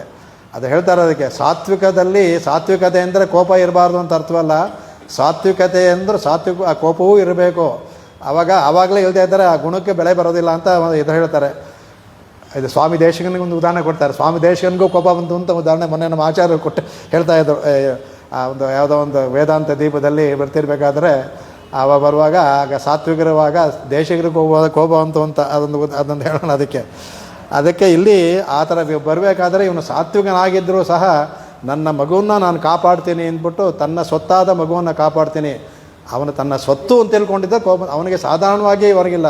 ನನ್ನ ಮಗು ತೊಂದರೆ ಆಗುತ್ತೆ ಅಂತ ನಿಂತ್ಕೊಂಡಿದ್ದಾನೆ ಭಗವಂತ ಕಾಪಾಡೋದಕ್ಕೆ ಅಂದ್ಬಿಟ್ಟು ಅಂತ. ಅದನ್ನು ಅಂದರೆ ಹಾಗಾಗಿ ಸಾತ್ವಿಕನಾರ ನಂದಗೋಪನಿಗೂ ಕೋಪ ಬರುವಂತಹ ಸನ್ನಿವೇಶಗಳು ನಡೆದಿದೆ. ಅದು ಇರ್ಬೋದು. ಸಾತ್ವಿಕ ಕೋಪ ಬರೋದು ತಪ್ಪಲ್ಲ ಅಂತ. ಆ ಸ್ವಾಮಿ ದೇಶನ ಉದಾಹರಣೆ ಹೇಳಬೇಕಾದ್ರೆ ಒಂದು ಸಲ ಅವ್ರು ಸ್ನಾನ ಮಾಡ್ಕೊಂಡು ಬರ್ತಾರಂತೆ. ಬರಬೇಕಾದಂದರೆ ಅವ್ರದ್ದು ಶ್ರುತಪ್ರಕಾಶಗ ಓಲೆ ಚೂಡಿ ಇತ್ತಂತೆ, ಕೆಳಗಡೆ ಬಿದ್ದಿರ್ತಂತೆ. ತಕ್ಷಣ ಕೋಪ ಅಂತ ಯಾರದೆ ಅಂದ್ಬಿಟ್ಟು, ಯಾರು ಕೈ ಎತ್ತಳಿದ್ದು ಯಾರು ಅಂದ್ಬಿಟ್ಟು ಅಂತ ತಕ್ಷಣ ಕೋಪ ಮಾಡ್ಕೊಂಡ್ರೆ. ನೋಡಿದ್ರೆ ಕುಮಾರವರ್ಧಾಚಾರ್ಯ ಇನ್ನು ಮಗು ನೋಡಿದ್ರೆ ಕೈ ಮುಕ್ಕು ನಿಂತ್ಕೊಂಡದಂತೆ. ಸರಿ ಅಂದ್ಬಿಟ್ಟು ತಕ್ಷಣ ಹೋಯ್ತು. ಅಂದರೆ ದೇಶದ ಕೋಪ ಬರಬಾರ್ದ ಅಂದರೆ ಭಾಷ್ಯಕಾರರ ಒಂದು ಇದ್ರ ಮೇಲೆ ಎಷ್ಟು ಗೌರವ ಅವರಿಗೆ. ಹಾಗಾಗಿ ಅದು ಕೆಳಗಡೆ ಬಿದ್ದರೆ ಅಪಮಾನ ಮಾಡ್ದಂಗೆ ಅಂತ ಅವ್ರಿಗೆ. ಸ್ವಾಮಿಗೆ ಕೋಪ ಬಂದಿದ್ದೇ ಭಾಷ್ಯಕಾರ ಮೇಲಿದ್ದಂಥ ಅತ್ಯಂತ ಪ್ರೀತಿ, ಉತ್ಕಟವಾದ ಪ್ರೀತಿ. ಅವರ ಗ್ರಂಥ ಬಿದ್ದರೆ ಭಗವಂತನ್ನೇ ಕೆಳಗೆ ಹಾಕಿದಾಗೆ. ಅವರು ಭಗವಂತನಿಗಿಂತ ಮೇಲಿಟ್ಟಿದ್ದರು ಆಚಾರ್ಯರನ್ನು. ಹಾಗಾಗಿ ಅವ್ರ ಕೋಪ ಬಂತು ಅವ್ರಿಗೆ ಅಂದ್ಬಿಟ್ಟು. ತರ್ಕದಲ್ಲೂ ಕೋಪಿಸ್ಕೋತಾ ಇದ್ದು ಅಂತಿದೆ ಅವ್ರಿಗೆ. ಅವರೇ ಹೇಳ್ತಾರೆ ತರ್ಕದಲ್ಲಿ ನಾನು ಅಂದ್ಬಿಡು ಅವಾಗ ಕೋಪ ಇರಬೇಕಾಯ್ತಲ್ಲಿ. ಹೇಗೆ ಯುದ್ಧದಲ್ಲೂ ಶಾಂತವಾಗಿದ್ದರೆ ಏನು ಬಂತು, ಯುದ್ಧದಲ್ಲಿ ಕೋಪ ಇರಬೇಕದು ಅದು. ಹಾಗಾಗಿ ಸಾತ್ವಿಕರಾದರೂ ಯಾಕೆ ಅಂದರೆ ಇದು ಹೇಳ್ತಾರೆ ಅಂದರೆ ಧರ್ಮಕ್ಕೆ ಹಾನಿಯಾದ ಕೋಪ ಬರಬೇಕು. ಆದರೆ ನಮಗೆ ಧರ್ಮಕ್ಕೆ ಹಾನಿ ಆಗ್ತೀವಿ, ನಮ್ಗೆ ಯಾರಿಗೂ ಕೋಪ ಬರೋದಿಲ್ಲ. ಶಾಂತವಾಗಿದ್ದೀವಿ, ಬೇಡದೇ ವಿಷಯಕ್ಕೆ ಕೋಪ ಬರುತ್ತೆ. ಕೋಪ ಬರಬೇಕು ಅನ್ನೋದು ಅದು ಸಾತ್ವಿಕವಾದ ಕೋಪ ಕೂಡು ಅದು ಇರಬೇಕು ಅಂತ ಹೇಳ್ತಾರೆ. ಹಾಗಾಗಿ ನಂದಗೋಪನಲ್ಲಿ ಕೂರ್ವೆ ಹೇಳ್ಕೊಡೋನ್ ತೊಯ್ಲನ್ ನಂದಗೋಪನ್ ಕುಮಾರನ್ ಅನ್ನೋವಾಗ ಹೇಳ್ತಾ ಅದಕ್ಕೆ ಕುಮಾರನ್ ಅನ್ನೋದಕ್ಕೆ ಹೇಳ್ತಿದ್ದಕ್ಕೆ ಯಾತಕ್ಕೆ ಕುಮಾರ ಅಂತ ಹೇಳ್ತೀವಲ್ಲ ಮಗನಿಗೆ, ಕುಮಾರ ಅಂತ ಹೇಳ್ತೀವಿ ಅದಕ್ಕೆ. ಅದು ಕುಂಚಿತಃ ಮಾರಹ ಕುಮಾರ ಅಂದ್ಬಿಟ್ಟು ಅಂತ. ಅಂದರೆ ಕುಂಚಿತಃ ಮಾರ, ಆ ಮಗುವಿಗೆ ವಿಪತ್ತೇನಾದರೂ ಬಂದ ಅಂದರೆ ಬರುತ್ತಲ್ಲ ಅದಕ್ಕೆ ತಪ್ಪಿಸೋದಕ್ಕೆ ಅದು ಬರೋದು ತಪ್ಪಿಸೋದಕ್ಕೆ ಮಾರಹ. ಅದು ಆ ಕುಂಚಿದ ಏನು ಬಂದರೂ ಅದು ತಪ್ಪಿಸೋದಕ್ಕೆ ತಂದೆ ತಾಯಿಗಳಿಗೆ ಈಗಲೂ ಅದೇ ಮಕ್ಕಳು ಆ ಥರ ಇರ್ತಾರೋ ಇಲ್ಲೋ, ತಂದೆ ತಾಯಿಗಳದ್ದು ಖಂಡಿತ ಇರ್ತಾರೆ. ಮಕ್ಕಳಿಗೆ ಏನಾದರೂ ಸಹಿಸೋದಿಲ್ಲ. ಮಕ್ಕಳು ಅದು ರೆಸಿಪ್ರಿಕೇಟ್ ಮಾಡೋದಿಲ್ಲ ಅನ್ನಲ್ಲ, ಮಾಡ್ತಾರೋ ಇಲ್ಲ ಅದೊಂದು ಸಂದೇಹ, ಕ್ವಶನ್ ಮಾರ್ಕ್ ಇದೆ. ಆದರೆ ಇಲ್ಲಿ ಕ್ವಶನ್ ಮಾರ್ಕೇ ಇಲ್ಲ. ಇವತ್ತಿಗೂ ಸಹ ತಂದೆ ತಾಯಿಗಳಿಗೆ ಮಕ್ಕಳಿಗೆ ಒಂದು ಸ್ವಲ್ಪ ಆದರೂ ಸಹ ತಡೆಯೋದಿಲ್ಲ ಅವರು. ಅದಕ್ಕೆ ಕುಮಾರ ಕುಂಚಿತಃ ಮಾರಹ ಕುಮಾರ ಅಂತ ವ್ಯುತ್ಪತ್ತಿಯಲ್ಲಿ ಬರುತ್ತೆ. ಅದು ಸಂಸ್ಕೃತ ಎಲ್ಲ ವ್ಯುತ್ಪತ್ತಿಯಲ್ಲಿ ಇರುತ್ತೆ. ಅದರಿಂದ ಅಂತಹ ಮಗನ ವಿಪತ್ತನ್ನು ತಡೆಯೋದಕ್ಕೆ ಅವನು ನಿಂತ್ಕೊಂಡಿದ್ದ ಅಂದ್ಬಿಟ್ಟು ಅಂತ ಅದನ್ನು ಹೇಳ್ತಾರೆ. ಅದಕ್ಕೆ ಅವ್ರು ಹೇಳ್ತಾರೆ. ಆಮೇಲೆ ಅದು ನಂದು ಇದೆಲ್ಲ ನಮಗೆ ಅರ್ಥಪಂಚಕಕ್ಕೆ ಉಪಯೋಗ ಆಗುತ್ತೆ. ಕುರುವೆ ಹೇಳ್ಕೊಡೋನು ಯಾಕೆ ಆಗೋದು ಅಂದರೆ ಅರ್ಥಪಂಚಕಕ್ಕೆ ಬೇಕದು, ಅದನ್ನು ಇಟ್ಕೊಂಡಿದ್ದಾರೆ ಅದಕ್ಕೆ. ಆಮೇಲೆ ಕಾರ್ಮೇನಿ ಚಂಗನ್ ಕದಮರಿಯನ್ ಪೋಲ್ ಮೋಹತ್ತಾನ್ ಅಂದ್ಬಿಟ್ಟು ಮೇಲನರ್ಥ ಅವನು ಕಾರ್ಮೇನಿ ಅನ್ನಂದರೆ ಮೋಡದಂಗೆ ಕಪ್ಪು. ಯಾಕೆ ಮೋಡಕ್ಕೆ ಹೋಲಿಸ್ತಾಳೆ ಅಂದರೆ ಮೋಡ ನೀರನ್ನು ಕೊಡುತ್ತೆ, ಜನಗಳಿಗೆ ಉಪಕಾರ ಮಾಡುತ್ತೆ. ಅದರಿಂದ ನೀರನ್ನೆಲ್ಲ ತೊಗೊಂಡು ತಾನು ಕರಿ ಬಣ್ಣವಾಗುತ್ತೆ. ಇಲ್ಲದ್ರೆ ಮೋಡ ಬಿಳಿನೇ ಅದು. ನೀರನ್ನು ತಗೊಂಡು ಆ ಬಣ್ಣವನ್ನು ತಾನು ನಮಗೆ ಉಪಕಾರ ಮಾಡೋದಕ್ಕೆ ಮಾಡುತ್ತೆ ಭಗವಂತನೂ. ಅದಕ್ಕೆ ಯಾಕೆ ಭಗವಂತನ ಕಾರ್ಮೇನಿ ಹೋಲುತ್ತಾಳೆ ಅಂದರೆ ಕಪ್ಪು ಅಂದರೆ ನಮಗೆ ಉಪಕಾರ ಮಾಡೋದಕ್ಕೆ ಎಲ್ಲವನ್ನು ತೊಗೊಂಡಿದ್ದಾನಲ್ಲ ಅದು. ಅವನು ಚಂಗಣ್ಣು ಅಂತಾನೆ, ಕೆಂಪಾದ ಕಣ್ಣು ಅಂದರೆ ರಕ್ತ ಕಣ್ಣು. ಆ ಕೆಂಪಲ್ಲಿ ಇಲ್ಲಿ ಕೆಂಪಾದ ಕಮಲದಂತೆ ಕಣ್ಣು, ತಂಪಾಗೇ ಇರುತ್ತೆ ಆ ಕಣ್ಣು, ಸುಂದರವಾಗಿರುವುದು ಆಮೇಲೆ ಅದಕ್ಕೆ ಹೇಳ್ತಾಳೆ ಕದರ್ಮದಿಯ ಮುಂದೆನೂ ಹೇಳ್ತಾಳೆ, ತಿಂಗಳಂ ಆದಿತ್ಯನಂ ಎഴുந்தாರ್ಪ ಮುಂದೆ ಇನ್ನೊಂದ್ಸಲ ಹೇಳ್ತಾಳೆ. ಇಲ್ಲಿ ಕದರ್ಮದಿಯಂ ಪೋಲ್ ಮೊಹತ್ತಾನ್, ಸೂರ್ಯ ಮತ್ತು ಚಂದ್ರ ಎರಡೂ ಇದ್ದಾಗೆ ಮಗುವುಳ್ಳವನು ಅನ್ನೋದು ಹೇಳ್ತಾಳೆ ಅದರಲ್ಲಿ. ಅದಕ್ಕೆ ಯಾಕಪ್ಪ ಅದು ಹೇಳ್ತಾಳೆ ಅಂದ್ಬಿಟ್ಟು ಅಂತ ಹೇಳ್ತಾಳೆ. ಅದಕ್ಕೆ ಮೊದಲು ಕಾರ್ಮೇನಿ ಅನ್ನುವಾಗ ಮೋಡವನ್ನು ಭಗವಂತ ಮೋಡದ ಸ್ವರೂಪ, ಅವನು ಮೇಘದ ಸ್ವರೂಪ. ಮೇಘ ಹೇಗೆ ಮೋಡ ತಗೋದು ಎಲ್ಲ ವರ್ಷವನ್ನು ವೃಷ್ಟಿಯನ್ನು ಪರ್ಜನ್ಯವನ್ನು ಕೊಟ್ಟು ಲೋಕವನ್ನೆಲ್ಲ ಕಾಪಾಡ್ತಾನೋ ಅವನು. ಭಗವಂತನು ಗುಣಸಾಗರ. ತನ್ನ ಗುಣಗಳನ್ನು ಮೋಡದಿಂದ ಮಳೆಯ ಸುರಿಸಿ ನಮ್ಮನ್ನೆಲ್ಲನೂ ಕಾಪಾಡ್ತಾನೆ. ಅದರಿಂದ ಭಗವಂತನ ಯಾವಾಗಲೂ ಕಾರ್ಮೇನಿ ಕಪ್ಪು ಮೈಯುಳ್ಳವನು ಹೇಳ್ತಾನೆ. ಅದಕ್ಕೆ ಆ ಚೆಂಗಣ್ಣು ಅನ್ನುವಾಗ ತಾವರೆಯ ಕಣ್ಣು ಬರುತ್ತೆ. ಅಲ್ಲಿ ಹೇಳ್ತಾರೆ, ಇನ್ನೊಂದು ಹೇಳ್ತಾರೆ, ತಾಯಿಯೇ ಕಮಲೇ ಅವಳು ಕಮಲದಲ್ಲಿ ಕೂತ್ಕೊಂಡಿರ್ತಾಳೆ. ಅವನ ಪಾದವೂ ಕಮಲ ಎಲ್ಲ ಇರುತ್ತೆ. ಆ ಪ್ರತಿಫಲನವಾಗಿ ಅವನ ಕಣ್ಣಿಗೆ ಬಂದು ಪ್ರತಿಫಲನವಾಗಿ ಕಣ್ಣೆಲ್ಲ ಕೆಂಪಾಗಿ ಕಾಣ್ತಾ ಇದೆಯಂತೆ. ಅದನ್ನು ಹೇಳ್ತಾರೆ. ಅದಕ್ಕೆ ಅವ್ರ ಪ್ರತಿಫಲನವಾಗೇ ಕಾಣುತ್ತೆ. ಅದಕ್ಕೆ ಆ ಭಗವಂತನೂ ಹೇಳ್ತಾರೆ, ಭಗವಂತ ಸುವರ್ಣ ಬಣ್ಣನೇ ಅದು. ಅವನು ಆ ತಾಯಿ ನೋಡ್ತಾ ಇರ್ತಾಳೆ, ಅವಳ ಕಣ್ಣು ಕಪ್ಪಲ್ವ, ಆ ಕಣ್ಣಿನ ಕಪ್ಪು ಪ್ರತಿಫಲನವಾಗಿ ಭಗವಂತನ ಮೈಯು ಕೂಡ ಕಪ್ಪಾಗಿ ಕಾಣ್ತಾ ಇತ್ತು. ಅವಳ ಕಣ್ಣುಳ್ಳವಳು ಅಂತ ಹೇಳ್ತಾರೆ. ಕಣ್ಣು ಅವಳು ನೋಡ್ತಾ ಇರ್ತಾಳೆ ಯಾವಾಗಲೂ, ಆ ಪ್ರತಿಫಲನವಾಗಿ ಭಗವಂತನಿಗೆ ಆ ಕಪ್ಪು ಬಣ್ಣ ಕಾಣ್ತಾ ಇದೆ ನೋಡೋರಿಗೆ ಅಂದ್ಬಿಟ್ಟು ಅಂತ ಹೇಳ್ತಾರೆ. ಅದಕ್ಕೆ ವಿಷ್ಣು ಪುರಾಣದಲ್ಲಿ ಸ್ಫುಟ ಪದ್ಮಲೋಚನ ಅಂತ ಕೊಂಡಾಡ್ತಾರೆ ಪರಾಶರರು. ಸ್ಫುಟ ಪದ್ಮಲೋಚನ, ಅರಳಿದಂಥ ಕಮಲದ ಹೂವು ಅಂತ. ಅದಕ್ಕೆ ಇದನ್ನೇ ಮುಂದೆ ಚಾಂದೋಘೋಷಲ್ಲಿ ಬರ್ತಲ್ಲ, ಇದಕ್ಕೆ ನಮ್ಮ ಸಿದ್ಧಾಂತಕ್ಕೆ ಆಗುವಂಥ ಈ ಒಂದು ಕಣ್ಣಿನಿಂದನೇ ಬರುತ್ತು. ಕಪ್ಯಾಸಂ ಪುಂಡರೇಕಮೇವ ಕ್ಷಣಿ ಅಂದ್ಬಿಟ್ಟ. ಇದನ್ನು ಮುಂದೆ ಒಂದು ಕಡೆ ಅನುಭವಿಸೋಣ. ಇದೇ ನಮ್ಮ ಸಿದ್ಧಾಂತಕ್ಕೆ ತಳಹದಿಯಾದಂಥ ಛಾಂದೋಪನಿಷತ್ ವಾಕ್ಯ. ಭಗವಂತನ ಕಣ್ಣು ಕೆಂಪಾಗಿದೆ ತಾವರೆ ಹೂವನಂತ. ಬೇರೆ ಅರ್ಥ ಮಾಡುವಾಗ ಇವರು ಅದನ್ನು ವಿರೋಧಿಸಿ ಅದರಿಂದ ಬಂದದ್ದು. ಅದರದ ಹಾಗೆ ಭಗವಂತನ ಕಣ್ಣು ತಾವರೆ ಎಲೆ ಇದಂತೆ ಕೆಂಪಗಾಗಿರುತ್ತೆ ಅಂದ್ಬಿಟ್ಟು ಅಂತ. ಅದಕ್ಕೆ ಆಯುವಾರಗಳೆಲ್ಲ ಹೇಳದೇ ಇರೋದೇ ಇಲ್ಲ, ಎಷ್ಟೊಂದು ಕಡೆ ಹೇಳಿದರು. ಅದಕ್ಕೆ ಪಂಗಯ ಕಣ್ಣನೆಂಗೋ ಪವಳವಾಳಿಂಗೋ, ಪಂಗಯ ಕಣ್ಣನೆಂಗೋ ಅಂತ ಹೇಳ್ತಾರೆ. ಆದಮೇಲೆ ಕರಿಯವಾಹಿ ಪುಡಬರಂದು ಮಿಳಿರ್ந்து ಶವ್ವರಿಯೋಡಿ ನೀಂಡ ಅಪ್ಪರಿವಾಯ ಕಣ್ಣುಗಳು ಅಂತ ತಿರುಪಾಣ ಅವರು ಹೇಳ್ತಾರೆ. ಅವಳು ನೀಂಡ ಅಪ್ಪರಿವಾದ ಅದು ಶವ್ವರಿಯೋಡಿ ಕೆಂಪಾಗಿತ್ತಂತೆ ಭಗವಂತನ ಕಣ್ಣುಗಳು, ಅದನ್ನು ಹೇಳ್ತಾರೆ. ಅದಕ್ಕೆ ಎಲ್ಲ ಆಮೇಲೆ ಇದರಲ್ಲಿ ಆಮೇಲೆ ಪರಮಪದ ಸೋಪಾನದಲ್ಲಿ ಸ್ವಾಮಿ ಹೇಳೋದು ಎನ್ ಶಯ್ಯ ತಾಮರೈ ಕಣ್ಣನ್ ಪೆರುಮಾನ್ ಅಂತ ಹೇಳ್ತಾರೆ. ಎನ್ ಶಯ್ಯ ತಾಮರೈ ಕಣ್ಣನ್, ಶಯ್ಯ ಅಂದರೆ ಕೆಂಪಾಗಿರುವಂಥ ತಾಮರೈ ಕಣ್ಣನ್ ಅಂದ್ಬಿಟ್ಟು ಅಂತ. ಮಂತ್ರರಾಜ ಪದಸೋದರ ಸಾಕ್ಷಾತ್ ಈಶ್ವರನೇ ಹಾಡಿರುವಂಥದ್ದು ಅವನು. ವೃತ್ತೋತ್ಪುಲ್ಲ ವಿಶಾಲಾಕ್ಷಂ ವಿಪಕ್ಷ ಕ್ಷಯ ದೀರ್ಘಿತಂ ಅಂದ್ಬಿಟ್ಟು ಅಂತ. ವಿಪುಲೋ ಇದು ವೃತ್ತೋತ್ಪುಲ್ಲ ಗುಂಡಾಗಿತ್ತೆ ಅಂತ ಭಗವಂತನ ಕಣ್ಣು, ಫುಲ್ಲ ಅದು ತಾವರೆ ಅಂತ ಇದೆ ಅಂತ ಗುಂಡಾಗಿದೆ ಅಂತ ಅದು. ವಿಶಾಲಾಕ್ಷಂ ವಿಶಾಲವಾಗಿ ಅಂತ ಕಣ್ಣು, ಗುಂಡುಗಿದ್ದು ವಿಶಾಲವಾಗಿದ್ದಂತೆ. ವಿಪಕ್ಷ ಕ್ಷಯ ಎಲ್ಲರ ವಿಪಕ್ಷ ಪಾಪವನ್ನು ನೀಗಿಸಬಲ್ಲಂಥ ದೃಷ್ಟಿ ಅಂತ. ವಿಪಕ್ಷ ಕ್ಷಯ ಎಲ್ಲವನ್ನೂ ಕ್ಷಯ ಮಾಡ್ದ, ಅವನ ದೃಷ್ಟಿ ಬಿದ್ದರೆ ಎಲ್ಲವೂ ಪಾಪವೆಲ್ಲ ಕ್ಷಯವಾಗುತ್ತೆ ಅಂತ. ಅದಕ್ಕೆ ಭಗವಂತ ದೀಕ್ಷಿತನ್, ಆ ದೀಕ್ಷೆ ತಗೊಂಡಿದ್ದಾನೋ ಅನ್ನೋ ಥರ ಅವನ ಕಣ್ಣು ತೋರಿಸೋದೆ ಅಂತ ಇದು ಹೇಳೋದು ಅದಕ್ಕೆ. ಆಮೇಲೆ ಕದನಮದಿಯಂ ಪೋಲ್ ಮುಹತ್ತಾನ್ ಹೇಳಿದ್ಲ ಅದಕ್ಕೆ. ಅದು ಇಲ್ಲಿ ಅಗೇನ್ ಶ್ರುತಿಯನ್ನು ಹೇಳಿದಾಳೆ ಅದಕ್ಕೆ. ಆ ಶ್ರುತಿನಲ್ಲಿ ಇಲ್ಲಿ ಹೇಳಬೇಕಾದ್ರೆ ಅವನ ಕಣ್ಣಲ್ಲಿ ಎರಡೂ ಇದೆ ಅಂತ ತೋರಿಸ್ತಾಳೆ, ಆದರೆ ಶ್ರುತಿಯಲ್ಲಿ ಆ ಥರ ಹೇಳಿಲ್ಲ. ಚಕ್ಷು ಸೂರ್ಯೋ ಅಜಾಯತ, ಭಗವಂತನ ಕಣ್ಣಿಂದ ಸೂರ್ಯ ಬಂದ. ಚಂದ್ರಮ ಮನಸೋ ಜಾತಃ ಅಂತ, ಭಗವಂತನ ಮನಸ್ಸಿನಿಂದ ಆವಿರ್ಭಾವ ಆಗಿತ್ತು ಹೇಳಿದೆ. ಇಲ್ಲಿ ಕಣ್ಣಿಗೆ ಹೇಳಿದಾಳಲ್ಲ ಅಂದರೆ ಅದು ಹೇಳ್ತಾರೆ ಅದಕ್ಕೆ. ಆಮೇಲೆ ಭೂಪಾದೋ ಯಶ್ಚ ನಾವು ಇದು ಹೇಳ್ತೀವಲ್ಲ, ವಿಯದೋಸನಿಲ್ಲ ಚಂದ್ರ ಸೂರ್ಯೌಚ ನೇತ್ರೆ ಅಂತ, ಅಲ್ಲೂ ಸೂರ್ಯ ಚಂದ್ರ ಎರಡೂ ನೇತ್ರೆ ಅಂದ್ಬಿಟ್ಟು ಅಂತ. ಇಲ್ಲಿ ಭಗವಂತನ ಕಣ್ಣು ಯಾಕೆ ಎರಡೂ ಇದೆ ಅಂತ ಹೇಳ್ತಾರೆ. ಭಗವಂತನ ಅವನು ತೇಜಪೂರ್ಣವಾಗಿದೆ ಒಂದು ಭಗವಂತನ ಕಣ್ಣು. ಆ ತೇಜಸ್ಸಿಂದ ಕೂಡೋದ್ರಿಂದ ಅಲ್ಲಿಂದ ಸೂರ್ಯನ ಕಾಣ್ತಾನಂತೆ. ಆದರೆ ನಮಗೆಲ್ಲವನ್ನೂ ಚಂದ ಮನಸ್ಸಲ್ಲಿ ಉದಯಿಸಿದ್ರೂ ಸಹ ಆ ತಂಪು ಬೀಳಬೇಕಾದ್ರೆ ದೃಷ್ಟಿಯಿಂದ ಬೀಳಬೇಕಂತೆ. ಹಾಗಾಗಿ ಅದು ದೃಷ್ಟಿಯಲ್ಲಿ ಹೋಗಿ ಕೂತ್ಕೊಳ್ಳೋದಂತೆ ಅದು ತಂಪು ಸಹ.